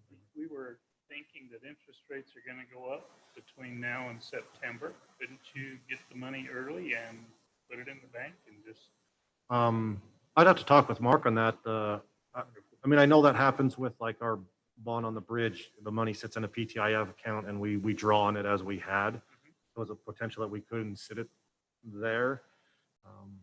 It's possible that we could have to look at some of the on the bonds you have to spend so much in a certain time frame, or you get some arbitrage, which is some penalties on it. And so I'd have to look at that and see, get with Mark and see if we could run it now and just sit. You know, our first payment on both these isn't until August of 2021 would be our first payment. When would be due? So we'd see if we could do it and sit it there. Part of the money's refinancing your existing bond. Yeah, the majority of it. Somebody asked me what's going to happen with interest rates between now and September. My gut's telling me they're going to go up. What's the existing rate right now? So the two bonds, they have different rates. The one, and I couldn't tell you the 2012 versus the 17 has roughly a 2% rate. The other one is it's a variable rate. It has increased every year and it gets up to above 3% at the end of its life. So it's a much better rate to refund them. At 1.6, why would we do it? Well, that's we could refund and not do any of the new money, any of the 1.2, Let's see but if you could. they'll let us do the new money. Then we can order the toys, and if maybe we get lucky and it's in place by all. Well, I don't mind getting a better rate. I'm not 100% sure about kicking it out another 10 years. I don't know if I like that. Well, it's not kicking out another 10 years. You're kicking it out 3 years and roughly 1 year. Well, yeah, but it's going to be, I'll come full circle where I was. If it's not going to be ready until September of 2021, why not wait and install this thing have it operational for May of 2022? Refi those debts and get our debt down as far as we can. So, I mean, that's a year and a half more. Now we're 5 years left on our first note to get paid off. Yeah, we risk the interest rate, but we're going to risk that anyway. I don't think you're going to pull a loan today to pay it in September. Sure, and you look at, if you do go that route, and so do you refund the 2012 and 2017 now, reduce that rate just on those, and you sit and wait till then, you also, how much in impact fees are we getting taken in that time to where when you decide to do it, you might only be looking at a much smaller amount, which you might say, well, you can pay with impact fees and some through fund balance. We got a lot of good electrical impact fee projects coming up. You know, there's Sense Commercial, a lot of that's the only thing I'm saying is I don't mind at all. This is me speaking. The refinancing, just keep the terms the same as far as the time so we can get those expired sooner than.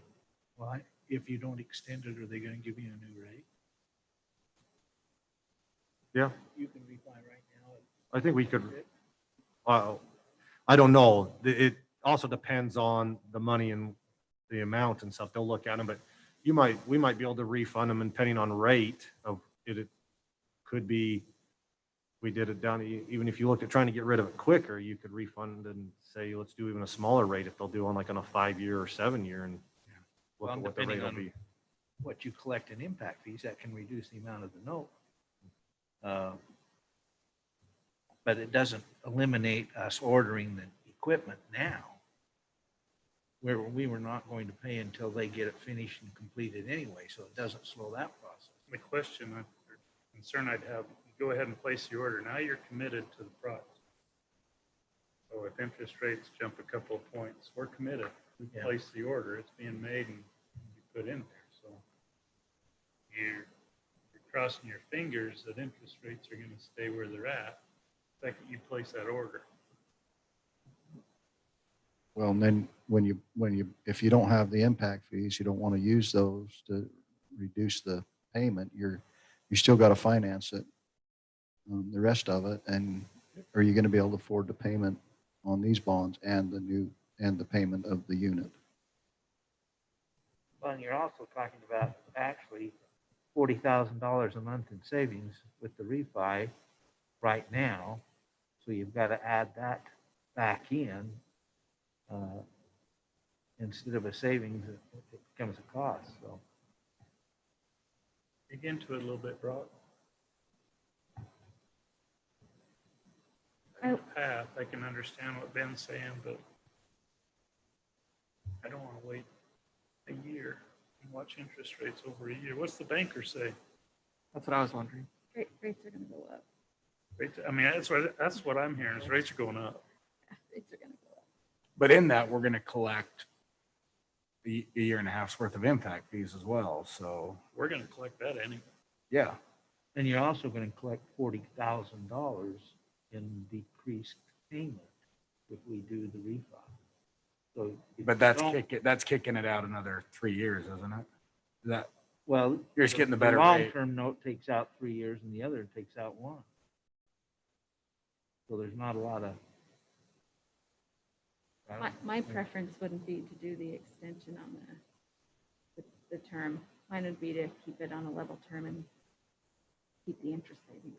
Keep it, go on the uniform and keep them on their normal schedule, Uh-huh. which is, like you say, it's about 15,000 until 15,000 more a year up until our 2028 fiscal year, and it goes from roughly 420 down to 280. So then it's $140,000 decrease in your that. That's only 3 buildings.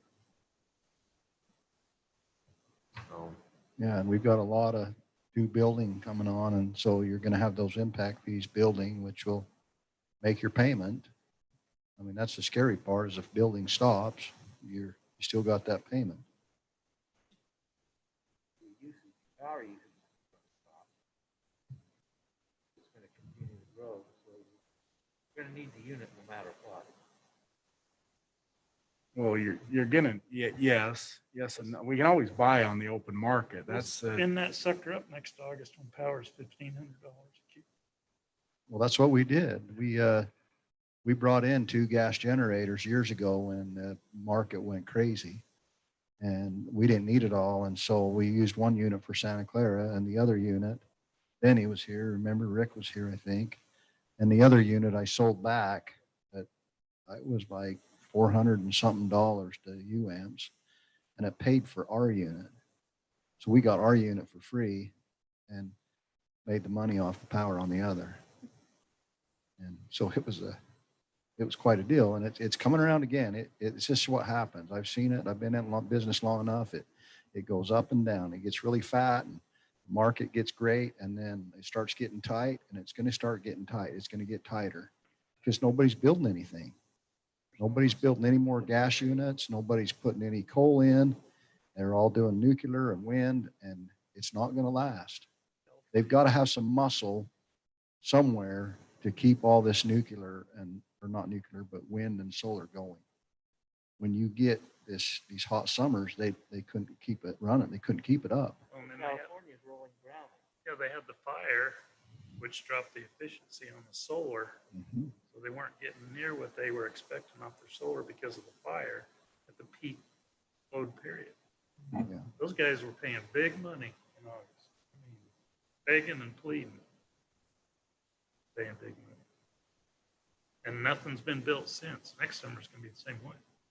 Well, ours won't be on in August. That's my point, is ours will be on after that. So just saying, we're not gonna make peak season next year anyway, according to what we just heard. So that's all I'm saying is, But if you put it off, we're not going to make the peak season the following year either. It's going to take months to get it done. no, I'm just saying, if we don't make peak season next year, why not just say we just need this thing up and running for April of 2022? And that's again, the whole purchase and financing, that's all I'm saying is I'm not opposed. I like the project. I think we need it and all that. I just say we're not going to have it for next year's peak season. I think, Brock, if you do run some numbers and kind of give us an idea of what the savings is or what the costs are going to be, then we know a little bit more about. Yeah, so we have these numbers on doing this, and I'll go back and look at with Mark, and we'll look at just taking the two bonds we have, and if we just refund those, no new money, where we'd be if we did them with where they're at, or if we can even reduce them down to a smaller and get them paid off quicker, and see what those rates would be, and I'll bring those back at another time, or shoot you out an email and let you know what those numbers are. But as Jack said, this is a lot of discussion. Just want to, as it is, it's a process to get through, but want to let you know where we're at and where we think we're probably headed. So It'd be interesting at the rate you're going to get if you committed the same payment to it, how many years you could. I mean, if you said, hey, we're going to keep the payment at 405 the same, but we want that 1.6 rate, what is that? Does it drop it from 2029 to 2027? I don't know. oh, if you went on that level at 335, it said we'll just keep Sorry, paying 330. Yeah. keep paying the 405, 70,000 more a year. There, you'd pay it off pretty much quicker. You get it down to where it probably is on a 7-year. I just asked those. That's just something to ask. So do we need to make a decision by our next meeting? No. I just wanted to, this is for discussion only. I understand, but when do you want the decision made? Well, Well, when will it be on our agenda to make a motion to well, I accept? think we'll bring it back to another work meeting and we'll talk about interest rates. We could bring it back to council and just talk about interest rates. Maybe Brock, you'll have those numbers. We're not in a big hurry. I feel like I'm worried more about interest rates. If we can save by getting a lower interest rate and refinance, that's what we should do. But we just wanted to discuss this because I am going to need resource. I could have bought more of this power that I purchased from Shell, but I took a risk. We could pay higher, but I'm hoping it's a cooler year. I don't have a crystal ball, but I'm hoping we don't have fires and it's a cooler year. But because power costs went so high this summer, people are going to, they're wicked. They're going to play the market. They're going to push power costs up as high as they can to make money. And so I'm sure we're going to pay higher costs this next year. You can see it starts higher, and then as years go by, it starts to drop off again on our contract we purchased. So I called the mayor before I signed that and sent it off. What do you think? And he said, well, seeing what I saw last summer, Jack, we better do it, because I wanted to wait, but this is the best we got right now. So at what point do we get the consultant going on the new permitting process? Is that not till after the next work meeting, or do you go on? We can do that. We could start there and then get those numbers and see. Is that the critical path? Is that the critical path? The start- Well, it's definitely one of them. Well, it's one of the items, but Yes. is the iron manufacture and installation longer than permitting? They would start sooner. It's going to take, the permitting is going to be our issue for So that- August, That September. would be something you could do, is fire up the permit, because it doesn't matter. If you ordered the machine, you go ahead and get your permit in place to allow for the machine, even though it's not there. Right. Shorten that path, maybe you can do it by August. Yeah, we can do We that. turned them loose next week. Does that shorten it enough to get us in the game by August? I don't know. That's the question. Yeah, it's a permit. I think you ought to get the permit rolling quick. It sounds like it's the critical path to having the whole thing, and it's only $27,000. Well, 10, really. Yeah. 10 or 11. Yeah. Where we've already got a permit. Crazy. We could build a Costco in 3 months and we can't get an air permit on a similar unit and it takes 9 That's months. the thing I worry about, is that the environmental agencies change with the administration. And it's not going to get any easier than it is right now. No, it's not. I'm good. We're gonna need it. Mhm. And I'm not opposed to permitting for 2 of them, so we've got Yeah, that's future what I expansions. think It's we all ought to done. get 2 of the new technology units and get that permit modified to allow them as soon as we can. Well, or we can try the market or try to find something else cheaper. We can get more solar, but solar doesn't help for peaking hours, neither does wind. I'm still not sold on solar and wind at 27% Capacity. efficiency. You're still 73% shy, even if you went solar and wind. It's just, somehow you've got to fill in the gap. Yeah, and we get so hot and then our load drops way down and you can just see it there, we're flat and then summer comes and, way up and then that's where it really hits us and then it drops back down. With these grocery stores and these units coming in, the coolers and things like that, that's giving us good base load, which is helping us, Okay, will. One thing I didn't tell you is, that just so you know, in our impact fee study, there's a couple other items. One is the substation in the South Hills that we need to build. I feel like with the growth not happening as fast in the South Hills, we can hold that off. And then the other one is the transmission line going from the water tank basically over to, what do you call it? Sunbrook. Sunbrook. We've got the right of way. I got that years ago, but we can hold off on that. And the issue is if we lose this line over here, we're getting close to where Pacific Core can't pick up our load because Ivans and Santa Clara is getting too big. But I think we still got a year or two before that happens. And I think we can push the line back a little bit. And St. George doesn't even have the line there yet. There's nothing to connect. They got to build a There's- substation and a line. I can get it all the way over there, but there's nothing to connect to. So I really think this is probably our best option right now. I've thought a lot about it while I was home getting my knees done. So. And with that, it's time, our capital facilities plan's 5 years old, so it's time to redo our power capital facilities plan and that too. So that's something we'll be putting out to get looked at again here in the next 6 months. So Thank you. Do some research and bring something back to us. I think you know where council's at. Okay. Brock, do we have anybody on Zoom for the next item? Okay. No? not that I haven't seen anybody. I thought about, I probably should have not done that if there was somebody on Zoom waiting. They just learned a whole bunch about power. Okay, if I need my computer to keep up. As hoping I thought Matt would be here tonight to help with this next item. So Now this is my favorite item.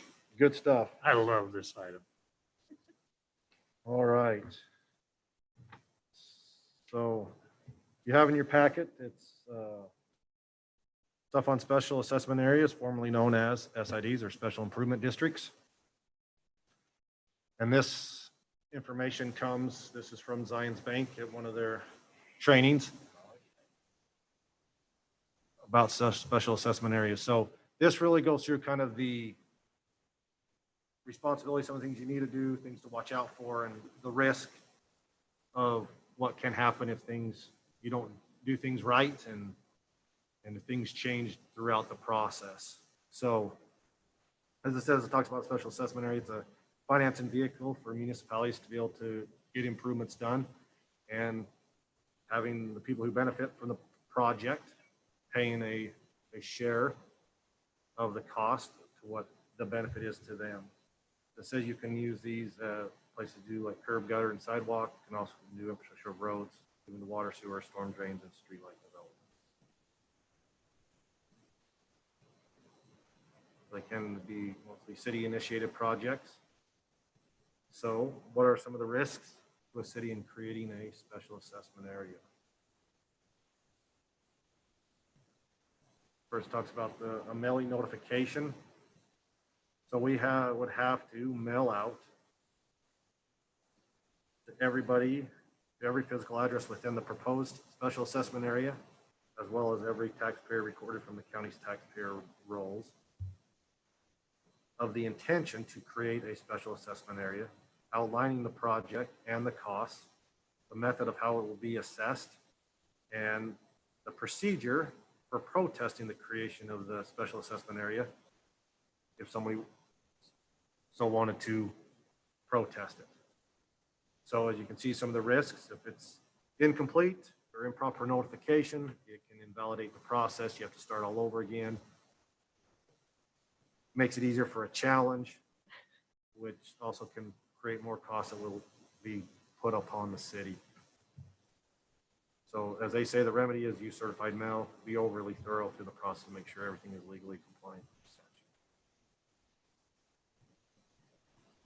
So the first process for us to do is to really narrow down the outlining the project and getting an estimate, those who benefit from it and how it will be assessed.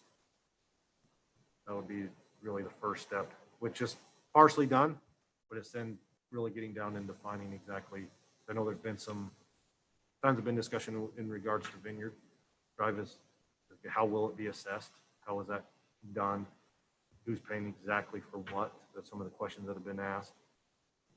So those will be our first steps. Cost estimates. We have to provide the owners with the proposed estimate that they will face if it is created. And in here, it talks about the risk. If the costs come in higher than what it is, then they can challenge that, and it's left on the city. Things that they could be left to the city for over. And so it says to be very conservative when we're doing our engineer's estimate. Make sure we look at any potential issues we may have and be very conservative, as it says. You know, most time people are happy if you come in and say it was going to be this much, but it's less versus it's more. So one was we choose an engineer to do this. We need to make sure that as the engineer estimates are prepared, that we are conservative in our estimates.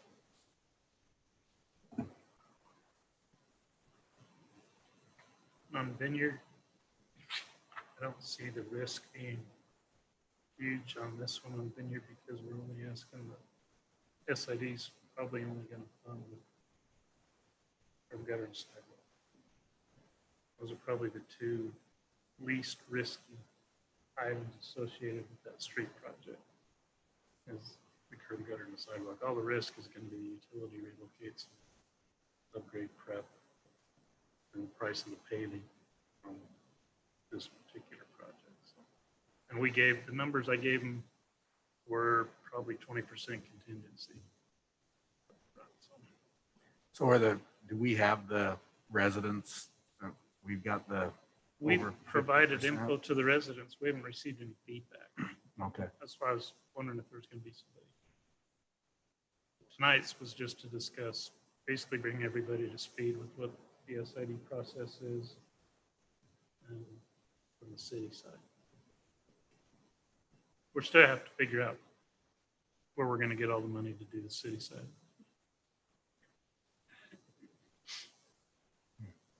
can make that power generator presentation Exactly. really simple. My fear. Go ahead, Brock. So once we hit final project design, we have to again do another notification that includes the final detail description of the project. The special assessment area is being created to fund the risk. It says as if the project evolves or changes, it, as a lot of these, if anything changes, it just gives the residents, part of it, an easier opportunity of challenging or fighting to not pay for those things that were left to the city to come up and pay those costs. So as Remy says, don't put the cart before the horse. You know, don't begin the process until all parties agree to the scope of the project and near final design is placed. So that would be coming with that, the committee potentially being put in place of the residents to get with them and getting an agreement with the parties on the scope of the project. And so if the project changes substantially, you potentially are starting the process all over.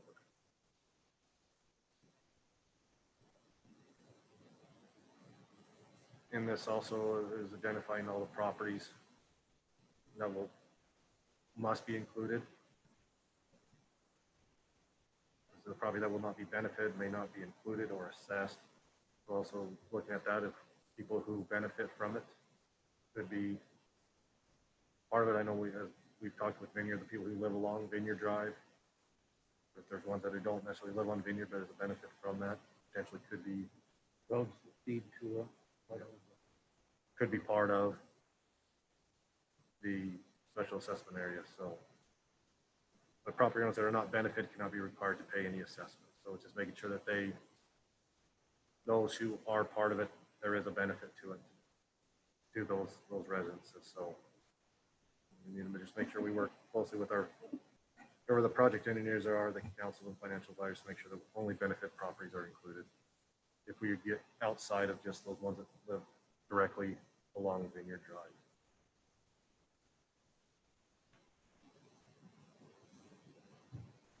So once that's done, the special assessment area, once it's created, the designation and resolution must be recorded within 15 days, and the notice of proposed assessment must be filed with the county recorder. So if the recording does not occur properly, people who purchase property within the special assessment area may be completely unaware that a lien exists for that assessment. So make sure that is there for any new property owners along there. We just got to make sure that this is done correctly, done in the timely fashion. It says 15 days.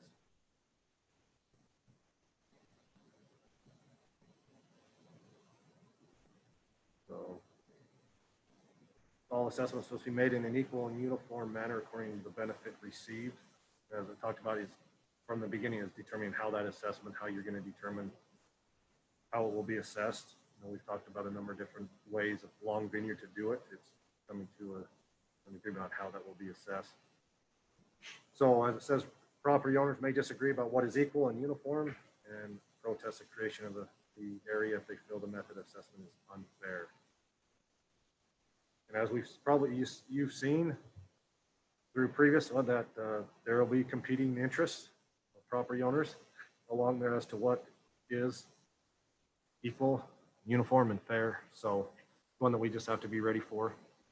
There's already some disagreement on that committee about every one of those methods changes the assessment on property owner. Some of them will treat the property owner better than others, and vice versa. So, and it could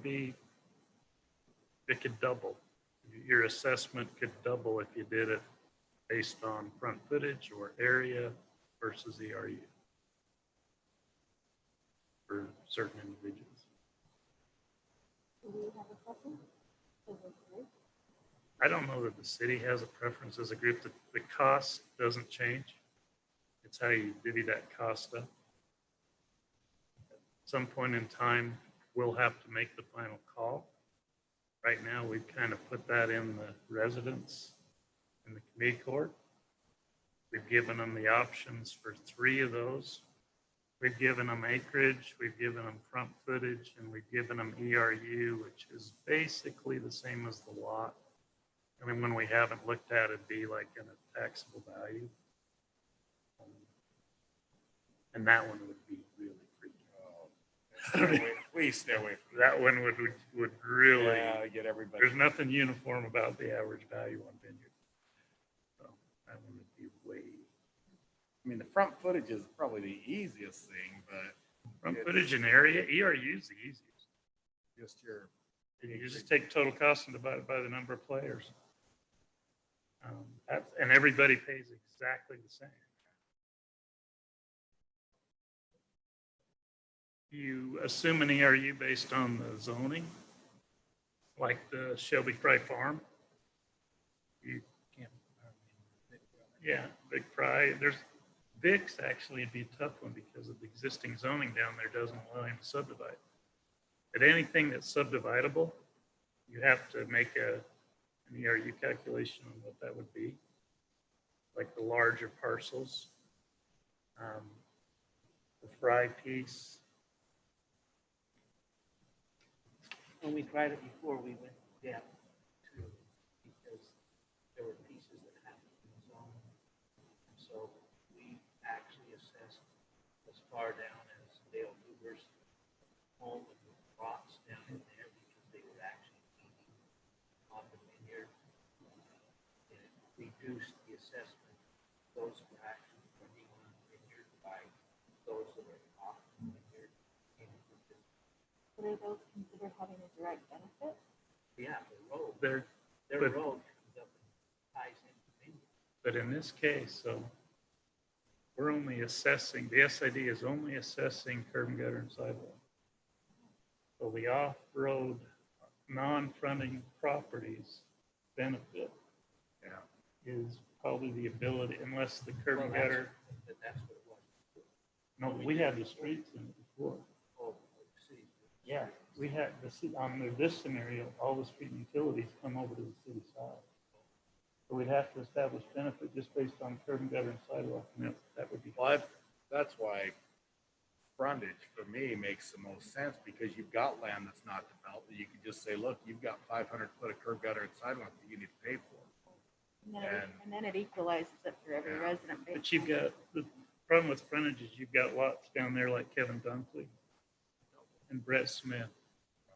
They've got frontage out the yin yang in a single home compared to one across the street. Like frontage varies a ton. There's frontage down there that's 200 feet versus 60 feet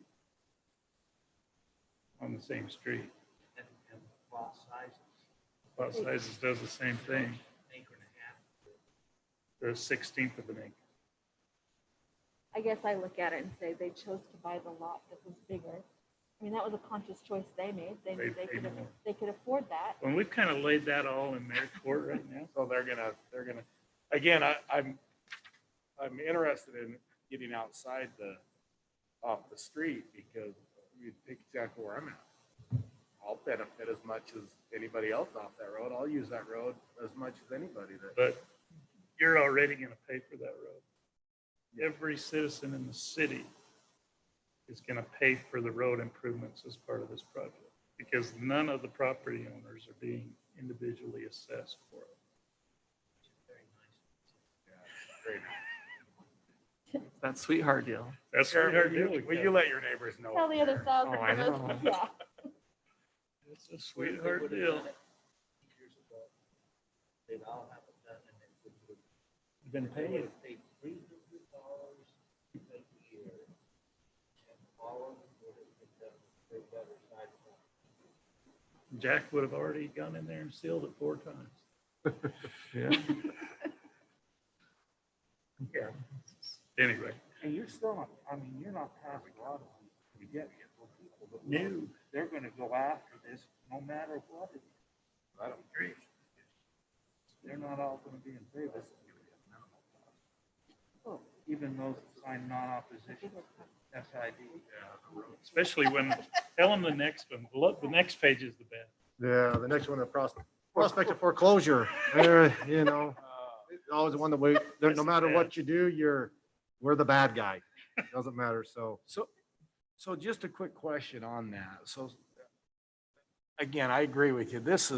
I think this is going to be the easy part of it. This is going to be I don't know what curb gutter and sidewalk is today, price per foot, Mayor, but okay. A piece. Yeah, $25 a foot per each one. I think we got $45 a foot in the estimate. For that.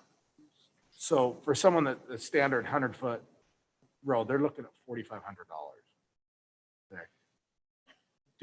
Do the residents, I mean, I would imagine most or a good part of those are going to be fine just paying that. Am I or am I wrong on that? Well, the information that I get back from Dan Fry is just the opposite. Really?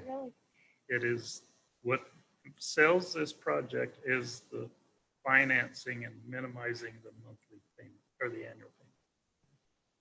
They really don't care that they have curb gutter and sidewalk. They want the road paved. They don't feel a need for that other. And they haven't felt one for 20 years. Some do. which I think Yeah. they'll, if the road is complete, they will want the curb, gutter and sidewalk. Because as I think the mayor stated one night, it's hard to drive really quick. Once that road is nice, you're going to want that for safety of the pedestrians on that road, because people will then drive quicker, and then it will be essential.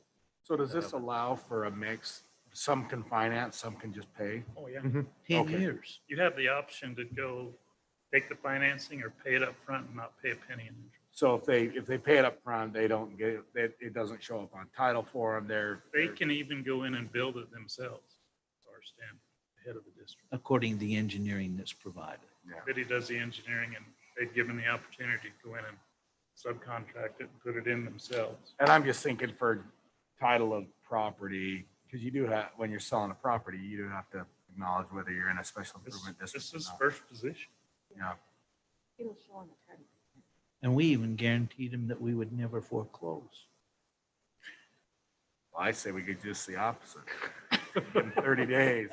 They don't make that within 30 days. We guaranteed them we'd never foreclose on an SID. And Strike it that made no difference. So. An election. The last part of that page, though, that be aware of the risk and decide in advance how you're going to handle it. Everybody needs to understand. If we're going to make a payment, we're going to let them stay. On lava flow, we had 51% that voted in favor of it, and we still didn't do it. We had 51% of the whole district. I know.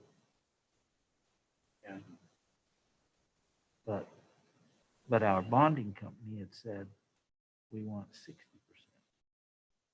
And we didn't get 60, so we never did it. So And at that time, it was curb, gutter, sidewalk, and road, and it was about $3,500 per lot. And we would finance it over 10 years at a $300 a year payment. But the beauty of what we've done, I think, is by setting out the guideline, hey, here's what the city's willing to do. Now you go work it out amongst yourself. Because what happens when they're on Arrowhead there looks great. That's all that done. And I you know, that was still- only 3 or 4 lots, but it's terrific. It's I clean. think we will get, we may not get the whole thing, but I think we'll get those groups that will come in and want it. Yeah. And that's really what, when we put that new ordinance together, we were hoping we would get some players that you could come in and get small Yeah. bites and get it done. I would imagine it's not going to be a 51-49. I think there's going to be far more in favor. I think they're going to. I would, with the committee out there, with them talking amongst themselves. And We're just gonna- remember back then, the drainage ditches were going away because pressurized irrigation was being put in, and there was no drainage. In fact, 2 homes during that process got flooded during a big rainstorm because they had no curb, gutter, and sidewalk to catch it, and no drainage ditch that was originally there was covered up. I mean, there was a whole bunch of issues, but they were, either we didn't handle it right, or they were already so angry that they weren't going to vote for it anyway. This way, with the way Rick set it up with the committee, and if they'll handle the brunt of the objections, you may be able to work it through. But also, we weren't willing to pay for the street and the utilities. That was all part of the project. Well, the real question is, how are we gonna pay for the road? Pardon? That's what I said. That's the real hard. Yeah. Gonna sell power to California, right? At $400. We're gonna look at CIB. You'll, CIB. you'll be hard pressed to get an SID to a CID. Ivans did it. There's street improvements they did. That's interesting. Mayor, what's the total number? What's the total engineering estimate? I'm not even gonna take a guess at it. What was the old one, remember? But we did set some money aside year previously. We didn't do any of our annual maintenance, trying to set some money of our B and C funds aside to be able to help do this. So there is some funds we have set aside, a couple $100,000. Help. The engineering, you probably noticed where it said, don't start this thing till your engineering's nearly final. Yeah. We're not gonna start this thing until the engineering's done. I mean, Jack's got a RFP out now. I would think early in the year, you're gonna wanna get that started. As soon as you figure out how you're gonna pay for the engineering, then go ahead and get the engineering done. Because all the unknowns are in the road section. What do you do with Jackson and the Shangubler, those that have already put theirs in? They don't have to pay. Like I mean, Shan's, if you got your curb and gutter or sidewalk in already, then you don't have to pay to have it put back in. but I mean, if it, we'll take it out and put a new one in. If it has to come out. Well, originally it was, Shan's was actually engineered with the engineering that was being done for the whole street. And I think the engineer will be able to work with what is there on Shan's. Same thing on the stuff Ryan Anderson just did on the top. There's a half a dozen of them out there. But yeah, if it's in the ground already, we weren't going to reassess them if they'd already paid for it.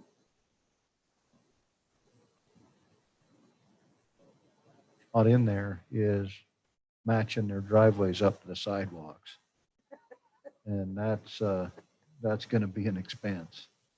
Because some might be higher, the sidewalk might be higher, and then, you know, I don't know what they're going to say about that. The city's not going to cover that. Yeah, that's got to be in the curb gutter sidewalk. And you don't, until you get your I mean, that's, engineering done, you don't know what that's. yeah, that's another thing that we need to discuss with them.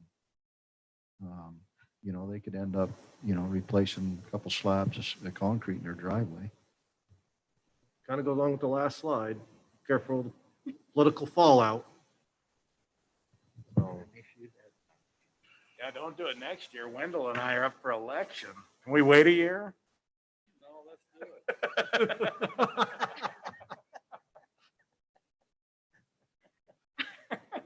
we can turn it into our political debate.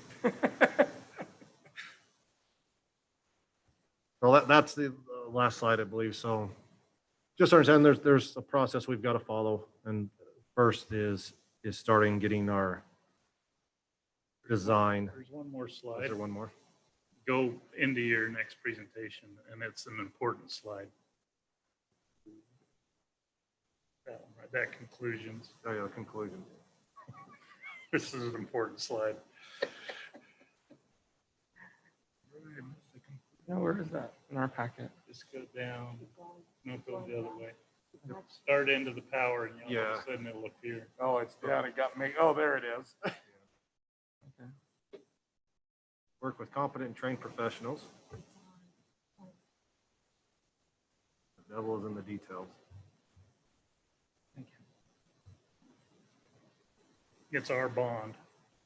It's our finance.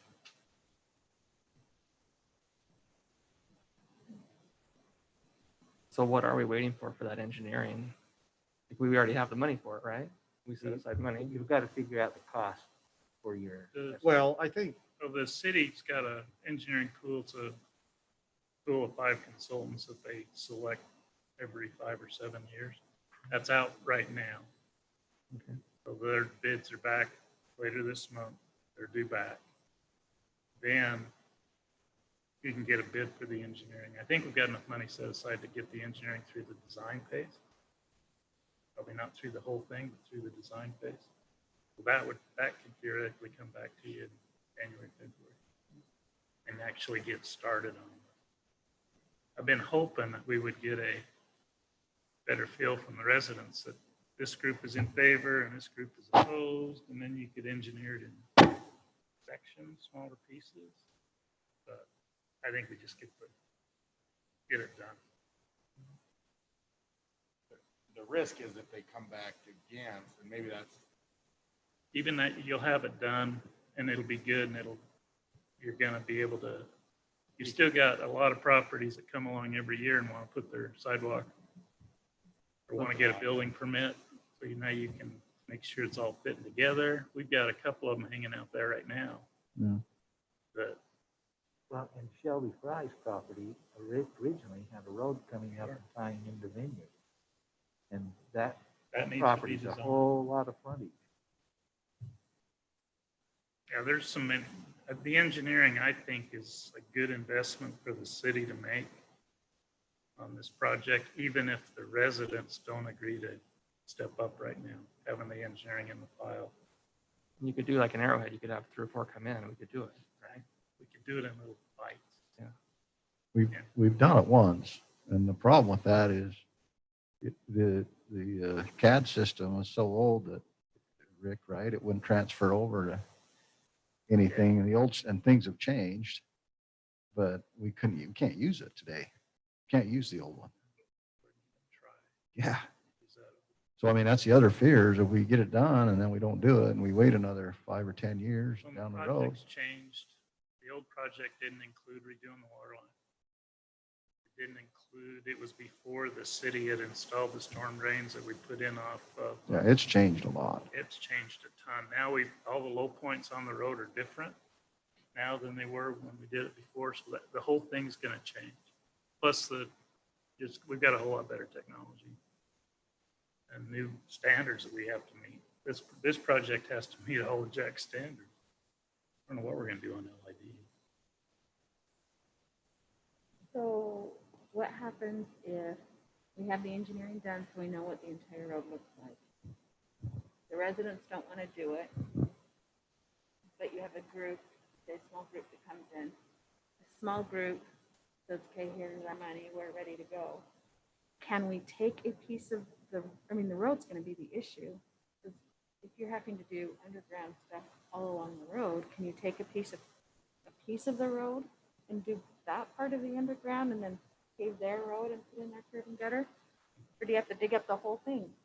You can, it's just expensive to start and stop and, So you then know, what's our answer? mobility, having them come and have the contractor come and leave and come again. You got, So what's the answer if that happens? We said groups of 10. We wanted to try and get 10. That would let you do 500 to 700 feet of road. Enough to be viable. This is a project that I don't know that the bigger the project is, the cheaper it costs. The only thing that's really going to apply to is going to be like pavement. Every lot has a challenge that has to be resolved, whether you do it today or tomorrow. That challenge is going to be there on a lot by lot basis. And so the price of the project will be the sum of the challenges. If you've got a big pavement section, you might get a few pennies off of your pavement square footage. well, I'm hoping with the crews we got right now, we pave it ourselves. there's, I mean, that's the only way I think we're gonna even possibly afford it. I Especially if agree. you do it in smaller I mean- sections. If it goes Do it in in smaller pieces. sections, that might be the benefit of that. It won't Plus be we quite got as smooth, but water department, the water fund's gonna pay for the water line redo. That's capital replacement. We start these pots, we start taking money from these pots and build a project with it. And we have to go borrow or finance or whatever. The difference that's not in the current funds, the residents aren't bringing. I still think this thing is happening. It's not gonna happen as one bite, I don't think. It's gonna be a series of smaller projects. But I think as soon as we get one done, the rest of them are It'd be like cars, you got half the road. I don't want to be the lot Well, that'll be a motivating next to factor. the lot. My road got done. Look what happened. so do you end I up would with agree with 10 Rick. I different, didn't know that- 5 or 6 different special district assessment districts? Do you end up with 5 or 6 different financing? If you do multiple districts, sure. Each bond is different. Each bond is just for that project. And you can end up, when I was in Cedar,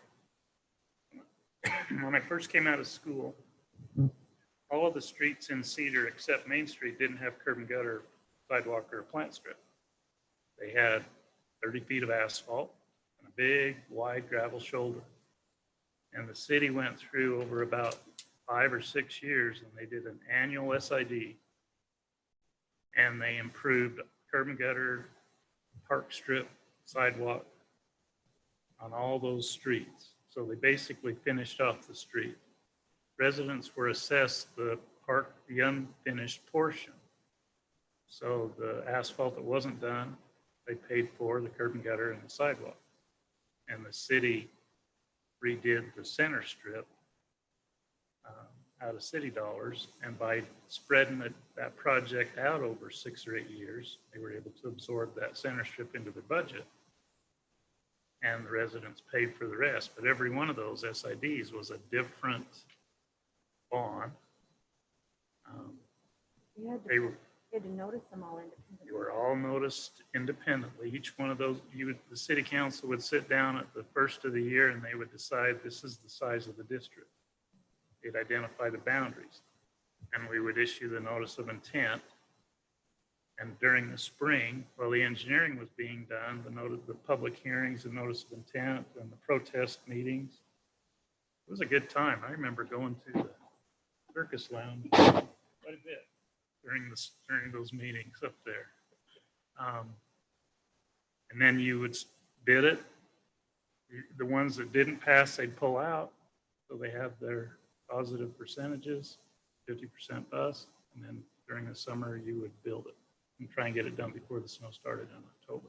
And then the process would start all over and you'd do it again the next year in a different part of town.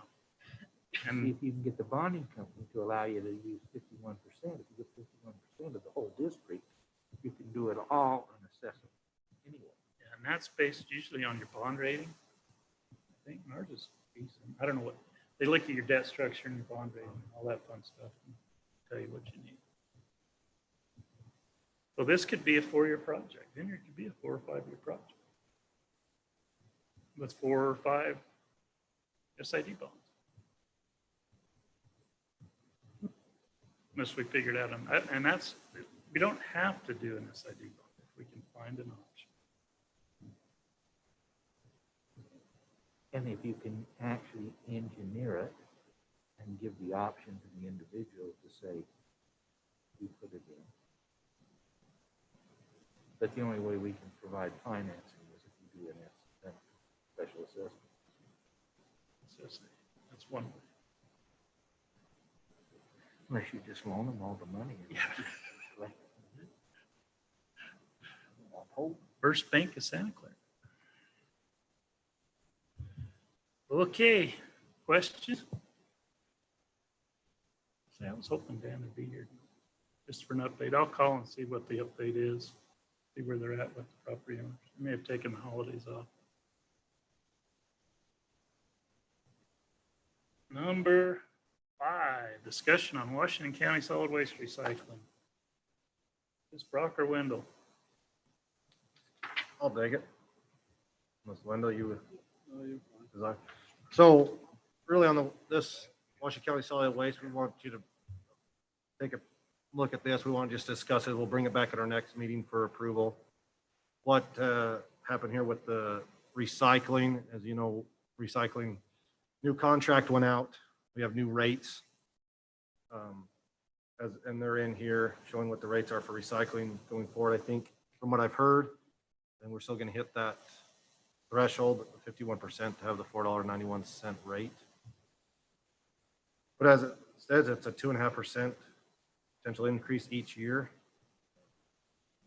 And with our ordinance, what we had previously, we had an ordinance that handled recycling. We had an ordinance that handled garbage or waste pickup, and Matt's combined them into one. Is really what we're bringing back is the new recycling, but we're bringing them into one instead of two different ordinances and combine them into one ordinance. So it has a new rate structure in there, as well as we made the one change that we've discussed about those who have opted out. If they are resident of Santa Clara and they opt out and they move to another home in Santa Clara, our current ordinance would mean you moved, you would then be required to be part of the recycling program. Our new ordinance would say if you opted out and you stay within Santa Clara and you're moved, you're opted out of the recycling. So which I think is a better way of handling that. So that's really the gist of the new ordinance. It's handling the new recycling and then bringing in the garbage waste pickup into one ordinance instead of two.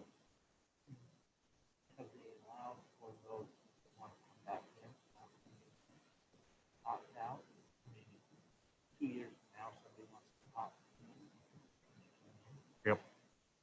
Yeah, anybody can opt, you could have opted out up until November 30th. That was the last day to opt out. But at any time, somebody who has opted out could decide to opt in. You can't opt out at any time. And any new resident to Santa Clara is automatically in. So if they opted out in St. George, but moved to Santa Clara, they'd be in as vice versa. If you opted out in Santa Clara and moved to another municipality, you then be in, as I understand their ordinances as well. So we just brought this for your review. We'll bring it back next week for approval. I'm just amazed that we can get all that garbage gathered up and collected for the price that we get it done for. Go to Europe and see how they do it. Yeah. California. Okay, any questions, council? Any discussion? I have just one. On page 64, there's a section on bulky waste. I thought bulk waste wasn't picked up anymore. You had to take it out. Am I wrong? Wendell, I thought you had addressed that they don't come and do bulky pickup anymore.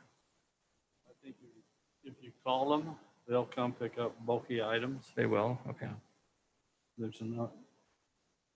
As far as I've heard that's the case.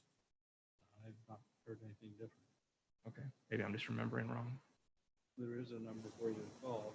There's some exclusions in that section, what they won't pick up. Talks about what it does and what it doesn't do.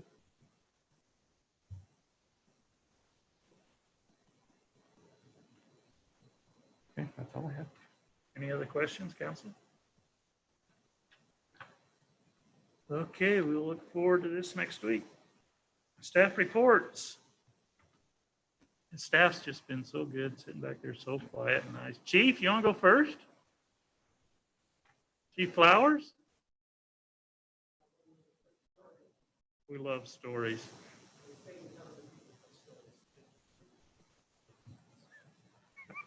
We had a report of some people doing some theft, and I think Randy's people were involved in this also. They were stealing? They were stealing, and the officers get there, and they were not from the area, but the female, for some reason, overdosed and was not alive when our officers got there. And they Narcaned her 3 times and brought her back. And one of the firefighters were there and 2 of our officers, and literally flatline, not breathing anything. And so they knew it had to do a little bit with drugs by what was there.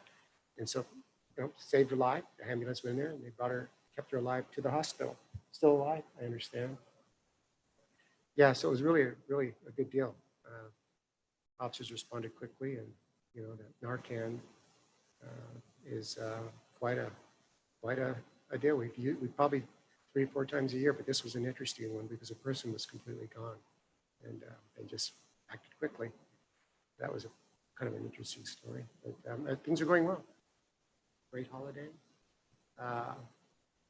Traffic is crazy on Sundays, I'll tell you, out here on Main Street. And, we're working it hard. How's the new building coming?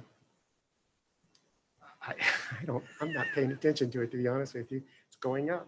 You're talking about in Ivans? It's going up. Brock and I actually talked about it this afternoon, is that I think, regardless of when they remodel and the police department moves most of its operation, our intentions are to keep a presence here. I think most cities need it.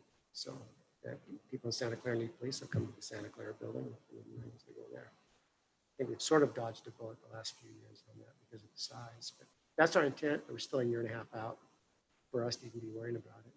So, anyway, but it looks like it's going well. Questions for Chief Flowers? Great. Have we had any complaints on Cooper Park? People going the wrong way?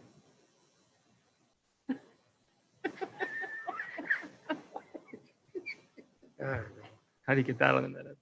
Look, Well, nothing new. But I will tell you, we pay attention to it. We do when we get events. We haven't had a lot of them. But we get events. The officers get up there, but it's just not good to sit there. We're just not going to see anything. But and if people are willing to take a picture and they can identify the driver, we're more than happy to write the citation. But, you got a letter, I think, from one citizen on the, was it the one that we talked about with the neighbors and things? I think you got a letter. Yeah. We took care of that one too. Oh, you did? She let you in? No. You You're think not she going to would? tell her. So we thought that we may try again if you get another one. And then I actually think it's a social services issue, not a law enforcement issue. And that would be our intent. If it comes up again, we'll take everything together, send it to social services, and let them follow up on it. I appreciate that. Yeah, Thank no you. problem. We're not ignoring it. But we've been up there a lot. Thanks, Chief. Bradley? I'll stand up because I can't see Wendell back there.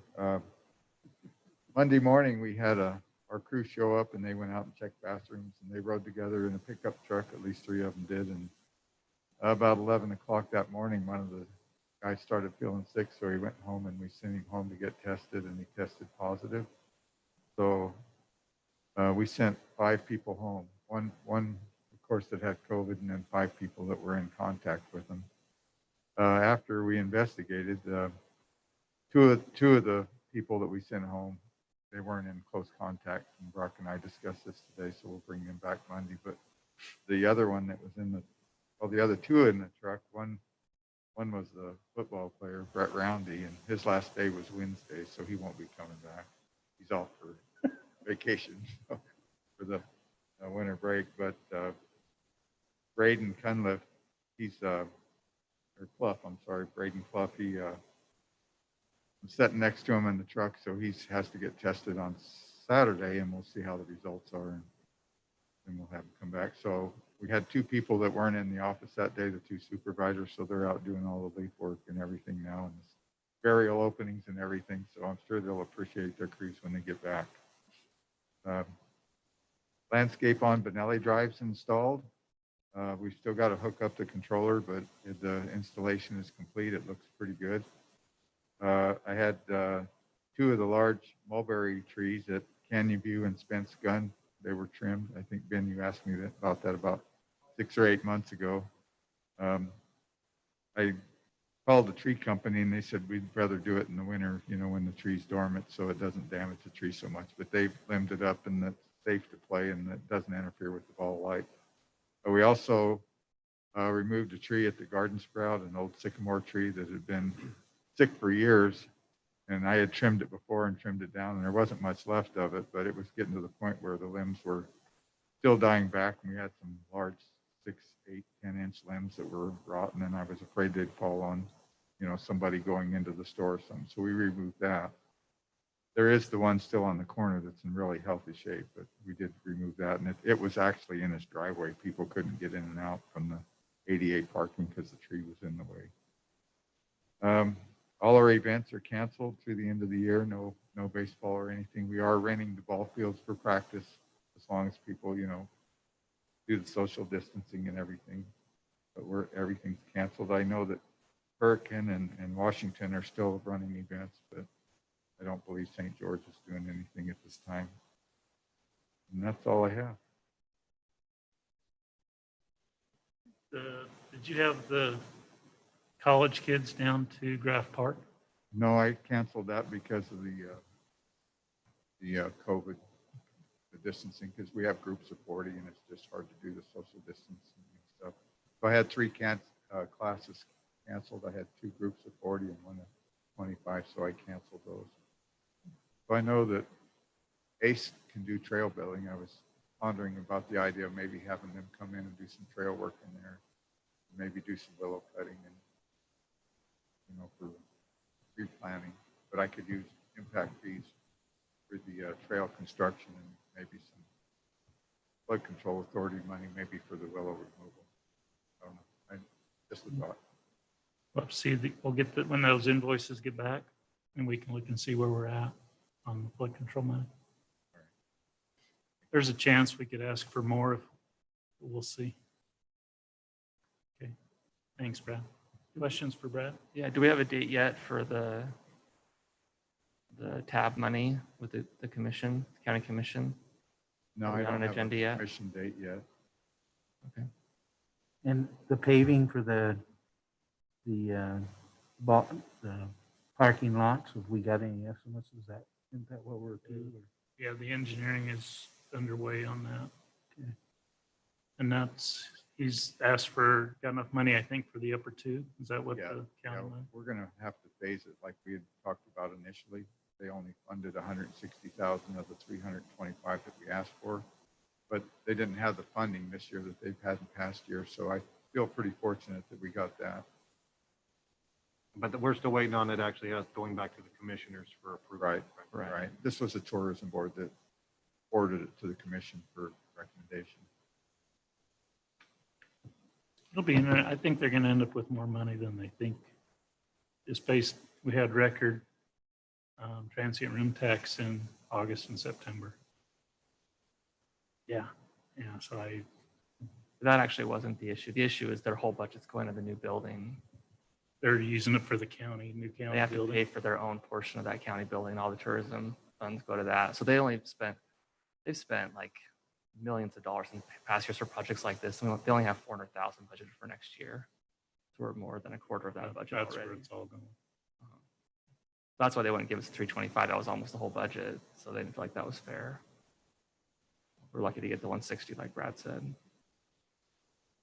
Thanks for putting up the holiday signs all the way up the hill. It's noticed. When are you going to put the lights all the way up the hill?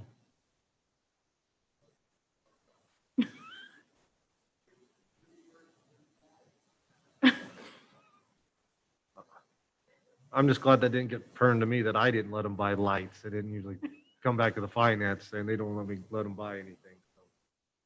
I was just excited about the signs all the way up the hill. It was awesome. But the lights would be way cool. The up lights gotta get would some be way lights. cool. Get some lights, Jack. It's December now. We'll get them next year.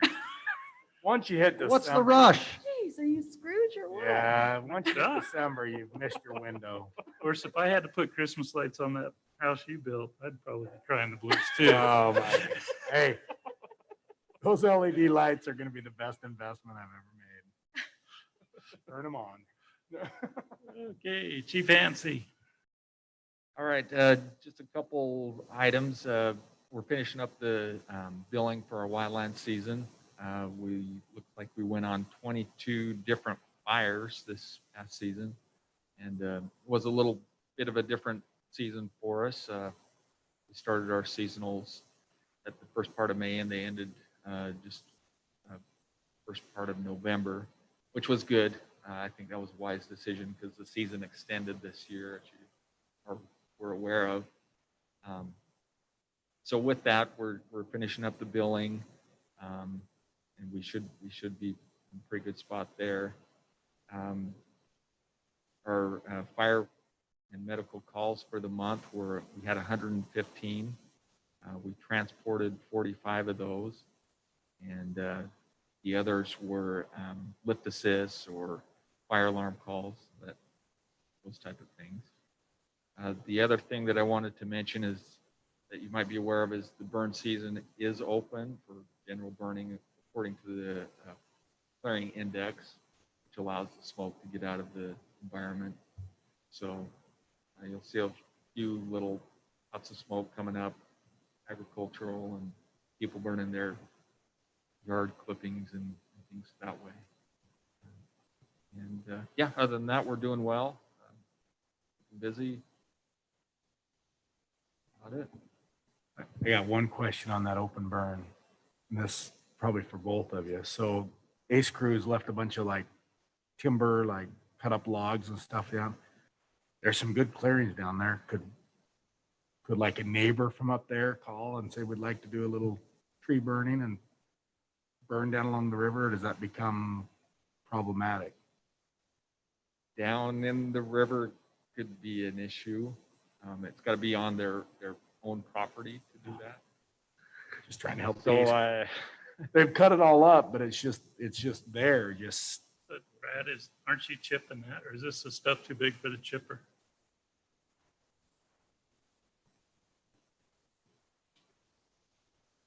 They're all cut into smaller size, so the flood can float them away.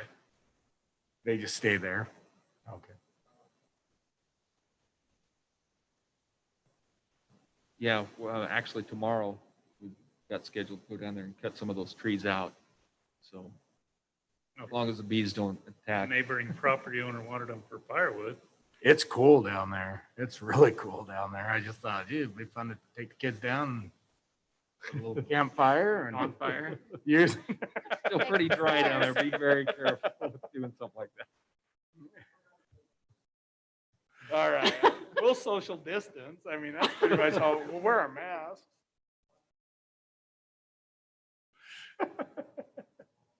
Yeah. Any other questions for Andy? Thanks, Chief. Jack? Okay, like the mayor said, we've got an RFP out for our engineering. We'll get them back and then we'll form a committee to review those and bring it back to council for approval. The BLM right away for our water line that comes down from the water tank and ties into the sycamores, and then also goes to the east at the top of the hill over to the new edge development that's going to go in. That should be approved, we hope, if there's not a lot of comments by the end of December. So that's good. I know Jarrett got called or sent an email to answer some questions. I don't think he quite remembered what we were doing with that project.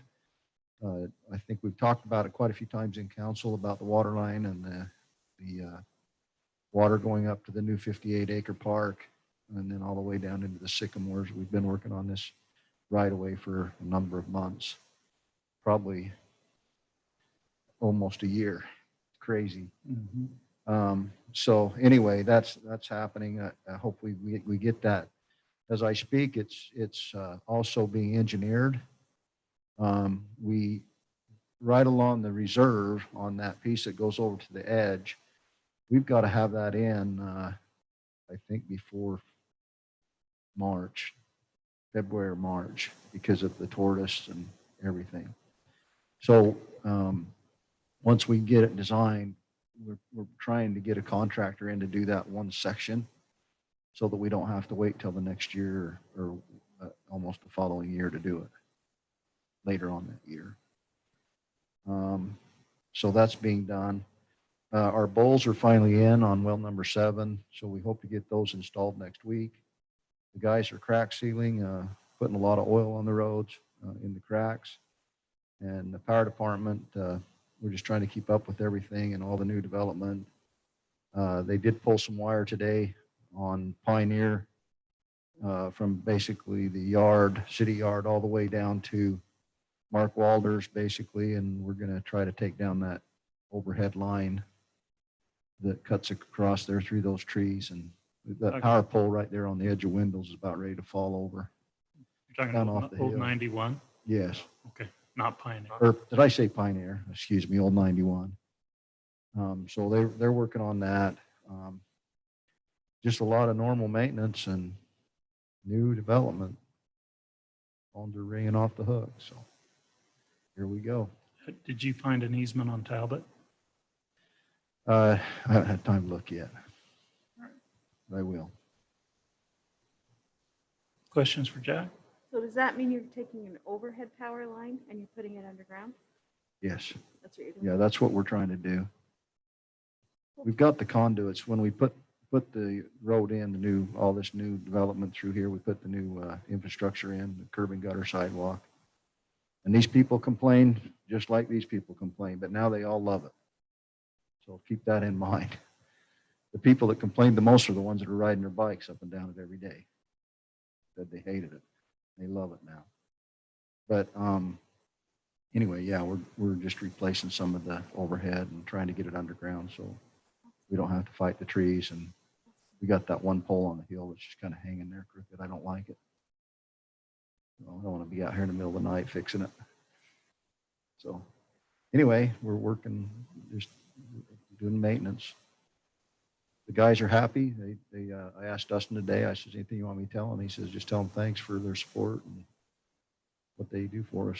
They're all happy. My guys have all been healthy. They probably just worked through it. I don't know. You never know, they're construction workers. But we got great people, great staff. So anyway, they sure appreciate you. Questions for Jack? Just a comment. We were talking in our grant meeting the other day about how we might spend the money for COVID. And we were wondering if we could just pay off people's utility accounts. And Debbie said that one month we were like $100,000 that wasn't paid, and there was like $180,000 the next month wasn't paid in utility bills. I was just shocked that many people don't pay their utility bill. It adds up to that much money. Does that I'm sound right? surprised that they're getting that far behind. I wasn't aware of that. Yeah, so maybe check with Debbie, but I was That's a lot. shocked at how much money that was that wasn't being paid. Yeah, and that's for, and I know I was in that meeting, and it's not that they don't pay, they just not paid on time. So some people are just they're late, they're delinquent, but they're not as necessarily getting months behind. Some might be, but What's crazy is even with our new system, they know the power's going to go off. I mean, Sherry just pushes a button, it's off. There's no more phone calling and letting everybody know their power's going off. It just goes off. They know it's going off, and they still come down and pay that $50 fee. It's crazy. The same people every month.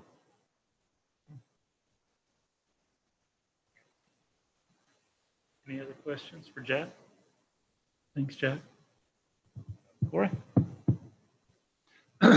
Yeah, so new home permits issued for fiscal year 2020, 2021, 47. That's where we're at. New permits in the plan review process, 13. Various permits issued from November 1st to the 30th is 3. Various permits for plan reviews, 7. Solar permits and plan review got 1. There's currently 231 active building permits. Between November 1st and November 30th, there were 219 building and stormwater inspections conducted. In our building report, we're going to start doing a commercial subdivision development report. Do that like every other month, let you know the status of these subdivisions that are going in. Fred wasn't available to provide that report, so we'll get it next month. Zoning department, public hearing for zone change, plan development residential for Solis project on planning commission. Kent? public hearing proposed for amendment to provide for an allowance to gated projects under certain conditions. That was the gated ordinance that Matt took on and supplied the wording. So that'll go on to Planning Commission and on to you. We're looking at the final plat for Arcadia Vacation Rental Phase 3. Also with that would be the amended final plat for Arcadia Phase 2. They have to do Phase 2 prior to Phase 3 because they amended it before with the parking lot. So we've got amendment to final plat for Bella Vista Estates down here on Country Lane. They want to change one lot. I think the last lot in there, it didn't meet the building envelope, so they want to tweak it. Final plat for Heritage Point, Phase 1, one they broke down on Lava Flow and Santa Clara Drive. So those are the 5 items that are going to Planning Commission. Code enforcement, Scott's working on 23 entries were made in city inspect for code enforcement cases. 2 citations were issued for code enforcement violations for nuisances. 2 court cases were processed for nuisance citations. 1 monthly dam inspection completed. 4 city facility inspections were completed. 7 stormwater subdivision inspections conducted. 2 notices of violations were cited for stormwater violations and subdivision inspections. 5 outfalls were inspected and cleaned and weeds.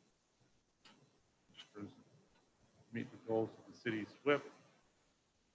3 SWIPs and 3 NOIs were reviewed and approved. That's all I had for Scott. Building miscellaneous repairs. We did get hand dryers ordered and delivered, and we're just waiting for electrical bid. There'll be all the bathrooms in the building. Hand dryers like you see at Harmon for different places, so that we meet COVID for being sanitary. And these will be paid for with part of the CARES fund. So, Have we heard back on the stormwater audit?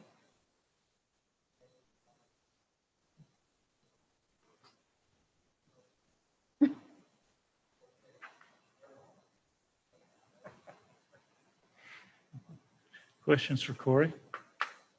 Corey, how does that compare with last year, the number of building permits? I think we're ahead of the game. I think we were behind a little bit last year. These new developments coming on this next spring is going to really be a boom. I mean, Solis, Desert Village, their project's already in plan review. Got a home up here on Phase 3. They're just waiting for the water line and the street to go in, and the fire chief to give them approval so they can pull their building permits. There are several people that have purchased those lots up there. I imagine Austin Anderson and Heritage Point will be building townhomes by springtime.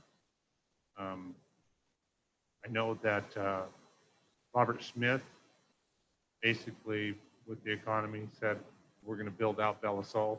I assume that most of those homes that we've issued here this year were spec homes. Belisol is down to like 5 or 6 lots, maybe 10 lots. So that Phase 7 in there, both sides of the street are being built on. Houses popping up in 60 days. So we also have that Phase 3 in Arcadia. Robert's going to have that part, the Phase 2 in Arcadia, that whole street just almost complete.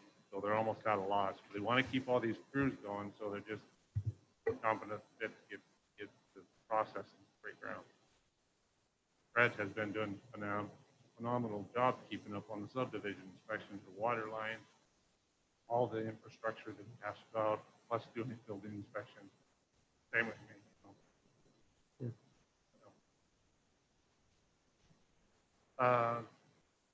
Dollar Tree, coming along. They got their frame up, got the exterior siding on. We're working with them to move it along. The Ace Hardware completed their first review, and they sent their corrections back to WC3. I expect either them all to be complete or paperwork to come back. Tag and Go also got their first review done, so within the next probably by the first year, both of those projects will be ready to permit off the races. Questions for Corey? Thanks, Corey. Rocky? One thing to just build on Corey's number of building permits and kind of along Denny's question. Last year, we budgeted 80, I believe 80 permits, new home permits, and we didn't hit 80.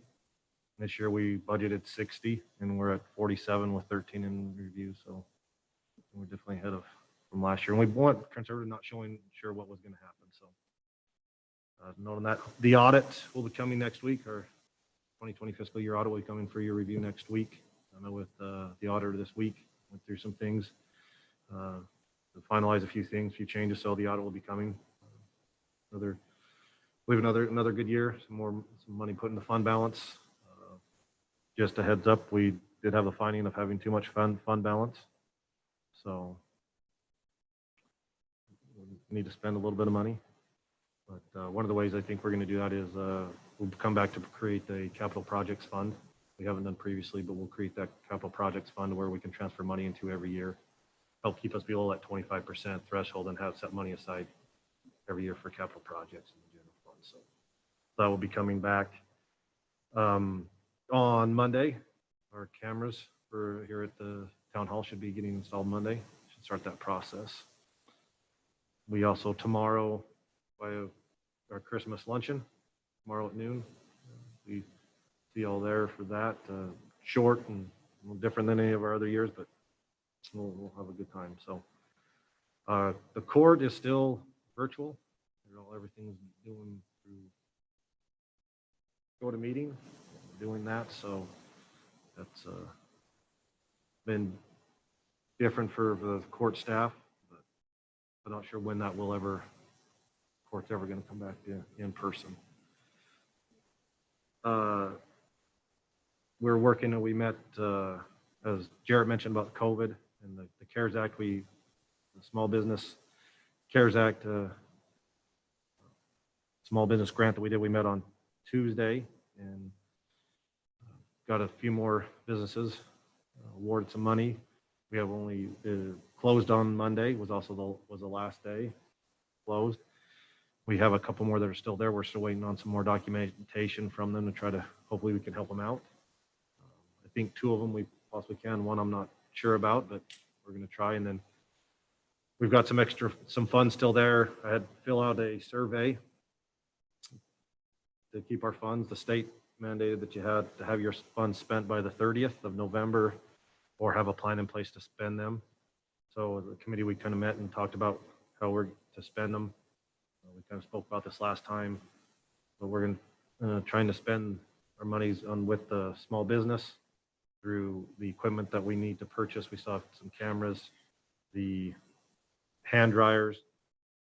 Randy has purchased these lights, ultraviolet lights that you can leave in rooms for a number of hours and it kills virus. So we've purchased some of those. We may purchase some more. We've got 6 is what we purchased so far, but I think we're going to maybe purchase some more. Brixby Stafford, our custodian, some stuff that he's learned out with the district. There's some spray, some stuff that he got that I guess supposed to be good for like 90 days. But he's supposed to be doing some research into that and finding some of that stuff out. So we're still, but at the end, I think what we've talked about is what the money we have left, we would put towards the wages and benefits of our frontline workers to free up some, as we look forward to other things that we need to do to move it that way. So I had to submit that survey saying we had that plan in place to keep our funds and have till December 30th to spend those funds. So We're still working on full sound to get our stuff done in here. They've kind of gone MIA on us and haven't been able to get any response on getting the stuff done in here and our other conference room down here. And so still working with them. Question I had, there was an email Matt Ents had sent out regarding one of Corey's things, Regal Homes and the gated communities. That's going before Planning Commission on regards to gated communities and that ordinance. In his email, he stated about it would go on to City Council on December 16th. I know we had canceled the previous meeting and the 16th was only in case we really had to have something. Just curious if you guys want to meet also on the 16th, or can we push that to January 13th? I guess the question though, are they going anywhere forward without Black Desert?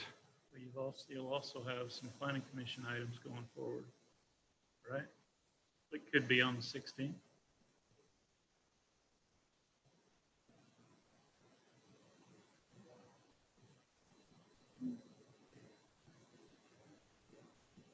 But those 5 items you talked about that are on planning commission next week, could they go to the 16th?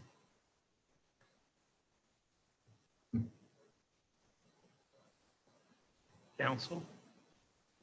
We canceled the meeting on the 22nd or 3rd, whatever it is. You willing to meet on the 16th? I can, yeah. I'd prefer to meet on the 16th and not make them wait a month. Let's, Yeah, I can. let's do a 16th, okay? Let's do a 16th meeting.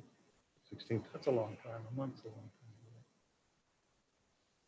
Sure. The one on the Regal, I guess I wasn't because they have still the Sure. development agreement and Yeah, it's stuff. And it's so, not, the item isn't a Regal Homes item. It's the ordinance change Yeah. to allow a gate mhm. independent from them. So Yeah. they just can't come forward until that is dealt with and the development agreement as well. Well, and that's why I guess I was looking at, we don't have the development agreement to bring them. They've gone before Planning Commission. I think I would do it just so that we don't cloud it or make that 13th meeting a total long nightmare. Okay. There's All right. 5 items on planning commission that can come forward. Okay. Plus whatever else you got, let's get it done. Okay. All right. The only other thing I have, want to get council's feedback. I have on an item. So from some of the feedback I've gotten from city council and the discussion I've had with the mayor, what I'd like to do is do some restructuring, reorganizing mainly with the, in the building department with Corey and creating a new position. When I talked about the mayor's ideas, I was talking to him about some of the concerns that feedback I had gotten. And one is taking out a core part of Corey's job description is the planning and zoning administrator. Channels, as it says, all the planning and zoning. And to take that and create a new position that is planning and zoning, trying to, and finding somebody is. I spoke with Corey about this. I think Corey, planning and zoning is not necessarily Corey's expertise. His expertise is in building and plan reviews.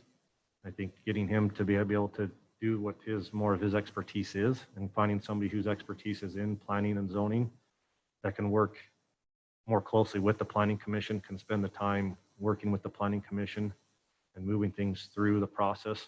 Helps us. We've seen a few things kind of slip through the cracks and haven't fully been vetted, and they've showed up to planning commission and they've shown up to city council, and we've got to do better. And I think this is one that make sure that the time is spent to take care of those things. So that's, would like to get your opinion on that and whether council looks at it and saying this is a position that comes on staff.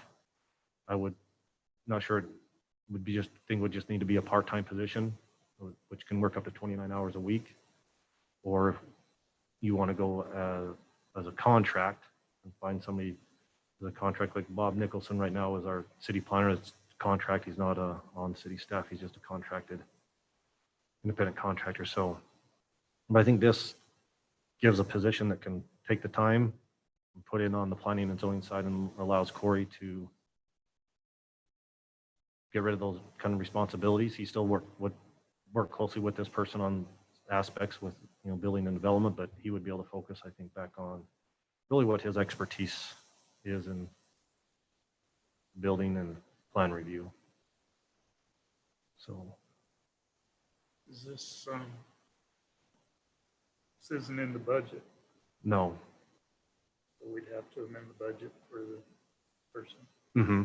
And I have on next week's agenda, and it will come back in January to talk about the budget, some of the things that we pulled out of the budget through COVID and some of the items that the staff had asked for, and we're going to bring those back, kind of the things that we've talked about with them and saying, hey, what do you want? What are you looking to try to do? And so we have that on for next week to kind of have that discussion following the audit to kind of where we're at and what we need to do. And so we'll have that in next week and also back in January to work through that. So yeah, not in the budget, something totally new position.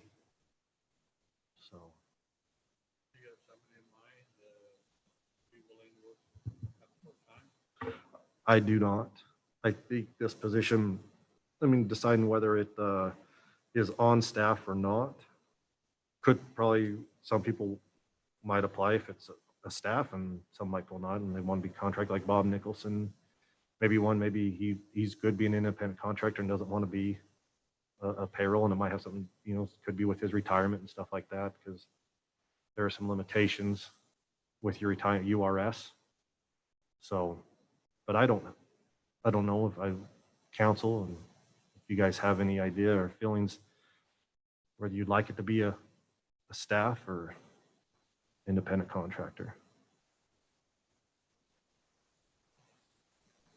I prefer it to be a staff position, but getting the right guy on a part-time basis may be an issue. I think we could probably advertise it and see what kind of response that we get. There are a couple of I say this nicely, next to Dan, older people may be interested in some part-time. I'm not interested at all. But I think the need for some additional expertise is there, and Corey's plenty busy.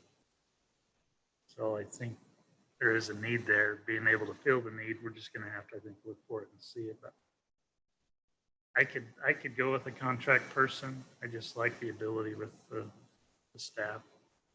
Gives you more control. Mm-hmm. What are our contract options, Mayor? I mean, because I agree, I think it's going to be a hard hire, someone with that skill set to say, well, you're 30 hours a week. Yeah. What you'd get on a contract, you might get like a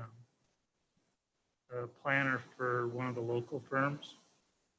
And the firm would just give you a rate for either an hourly rate, kind of like Bob does.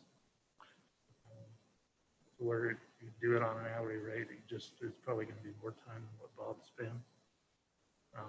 You may get somebody that is here that we just don't know about. There's a lot of planners that work for the BLM. They work in the other industry. And so you may get somebody like that. You might get a person who's not a planner that can do the job because they've been working for one of the other cities in their planning departments that are a lot bigger than ours, that may be interested in coming over and doing something like that on a less hourly basis. Thinking of some of the girls that work for St. George City, some of the younger ones that may be not wanting to work 40 hours a week. Still like doing what they're doing, maybe have the skills to do it. I think we need to at least put a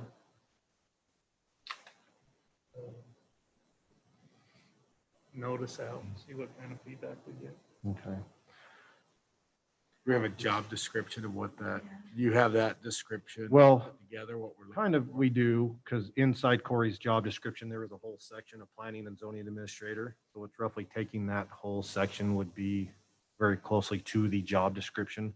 Might be a few things to add to it, but that pretty much would be the job description. Might add some things in, specifically Cody talking about with planning commission and some things, but So How does that's- that overlap with what Bob does?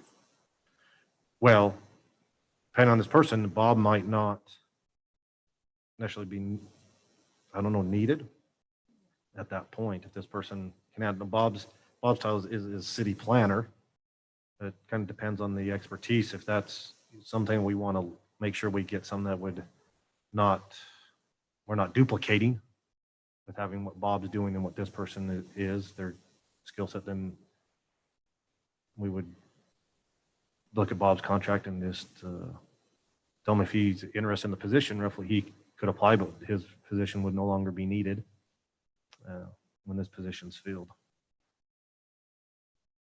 I would think that we would want them on staff. I'm with Rick. If we need to go full-time, we need to find the money to do that, and then we control his time rather than vice versa. And so, There's some other things that you can, when a lot of the small towns we work with, they start out with a planner and the next thing you know, he's a community development director. So they're doing outreach and they're doing other things, grants, more than just what, reviewing planning and zoning. So I think we go after, I kind of agree with them, let's go after a full-time person. Let's see what we can do to get a good one. And then they're going to be responsible for some of the other stuff that maybe Brock or Christelle does as far as presentations to planning commission. They're going to lead it, but they're going to set it up too. So they're going to have to run the machines. They're going to have to make sure they've got all the exhibits in place. They've got to make sure everything's that way so that we don't have some of the lacking that we've had in some of our previous meetings with getting exhibits and the right exhibits and stuff like that. That person's going to be over that. And as well as working with the ordinance and changes to the ordinance. We may keep Bob around on a consultant basis to do a narrower scope that would help us improve some of the shortcomings that we keep running into in our ordinance structure. But I think we got to, and then we control the work they do is here. They're doing the work here. It's seamless. This room to their office. That's kind of my thoughts. Okay. All right, well, I appreciate that. We'll work on the job description and get something put together on a wage analysis get done, and we'll put something together we can put out and see what we can do. So look at something, probably we're looking at the, a February-ish, come back and get, budget amendment and looking at talking about that. And so we get all that, things done before we get too far ahead. So, okay. Thank you. That's all I have. Yeah. Chris, do you have anything? Okay, council, anything you can't wait to share? I have a question for Brock. Yep. I was talking to Don today, the chamber, and he was wondering if we had reimbursed ourselves for the money we gave to the small business loans that the chamber administered to the Greater Zion. We took economic development money and sent it over early in the pandemic, and all the other cities have reimbursed themselves for that because they're not going to make anyone pay it back. So he said he sent you an email a couple weeks ago, but he hadn't got anything back. So we just want to make sure we were going to refund ourselves out of our COVID funds. Anything that came via email the last 2 weeks when I was in COVID land. Okay, that's what I wondered. We'll look and see. But he said, yeah, every other city in Washington County, everyone is just taking that money out of their COVID funds. So then all the loans just convert into grants, and Okay. that's one way to spend some of that money. Okay. Only 20,000, but some of it. Good. That's all I have.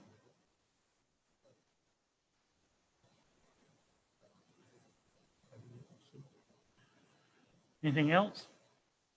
Okay, no motion to adjourn. We're done, finished, over with. Thanks, everybody. Thank you, staff. Appreciate your good work through this trying period.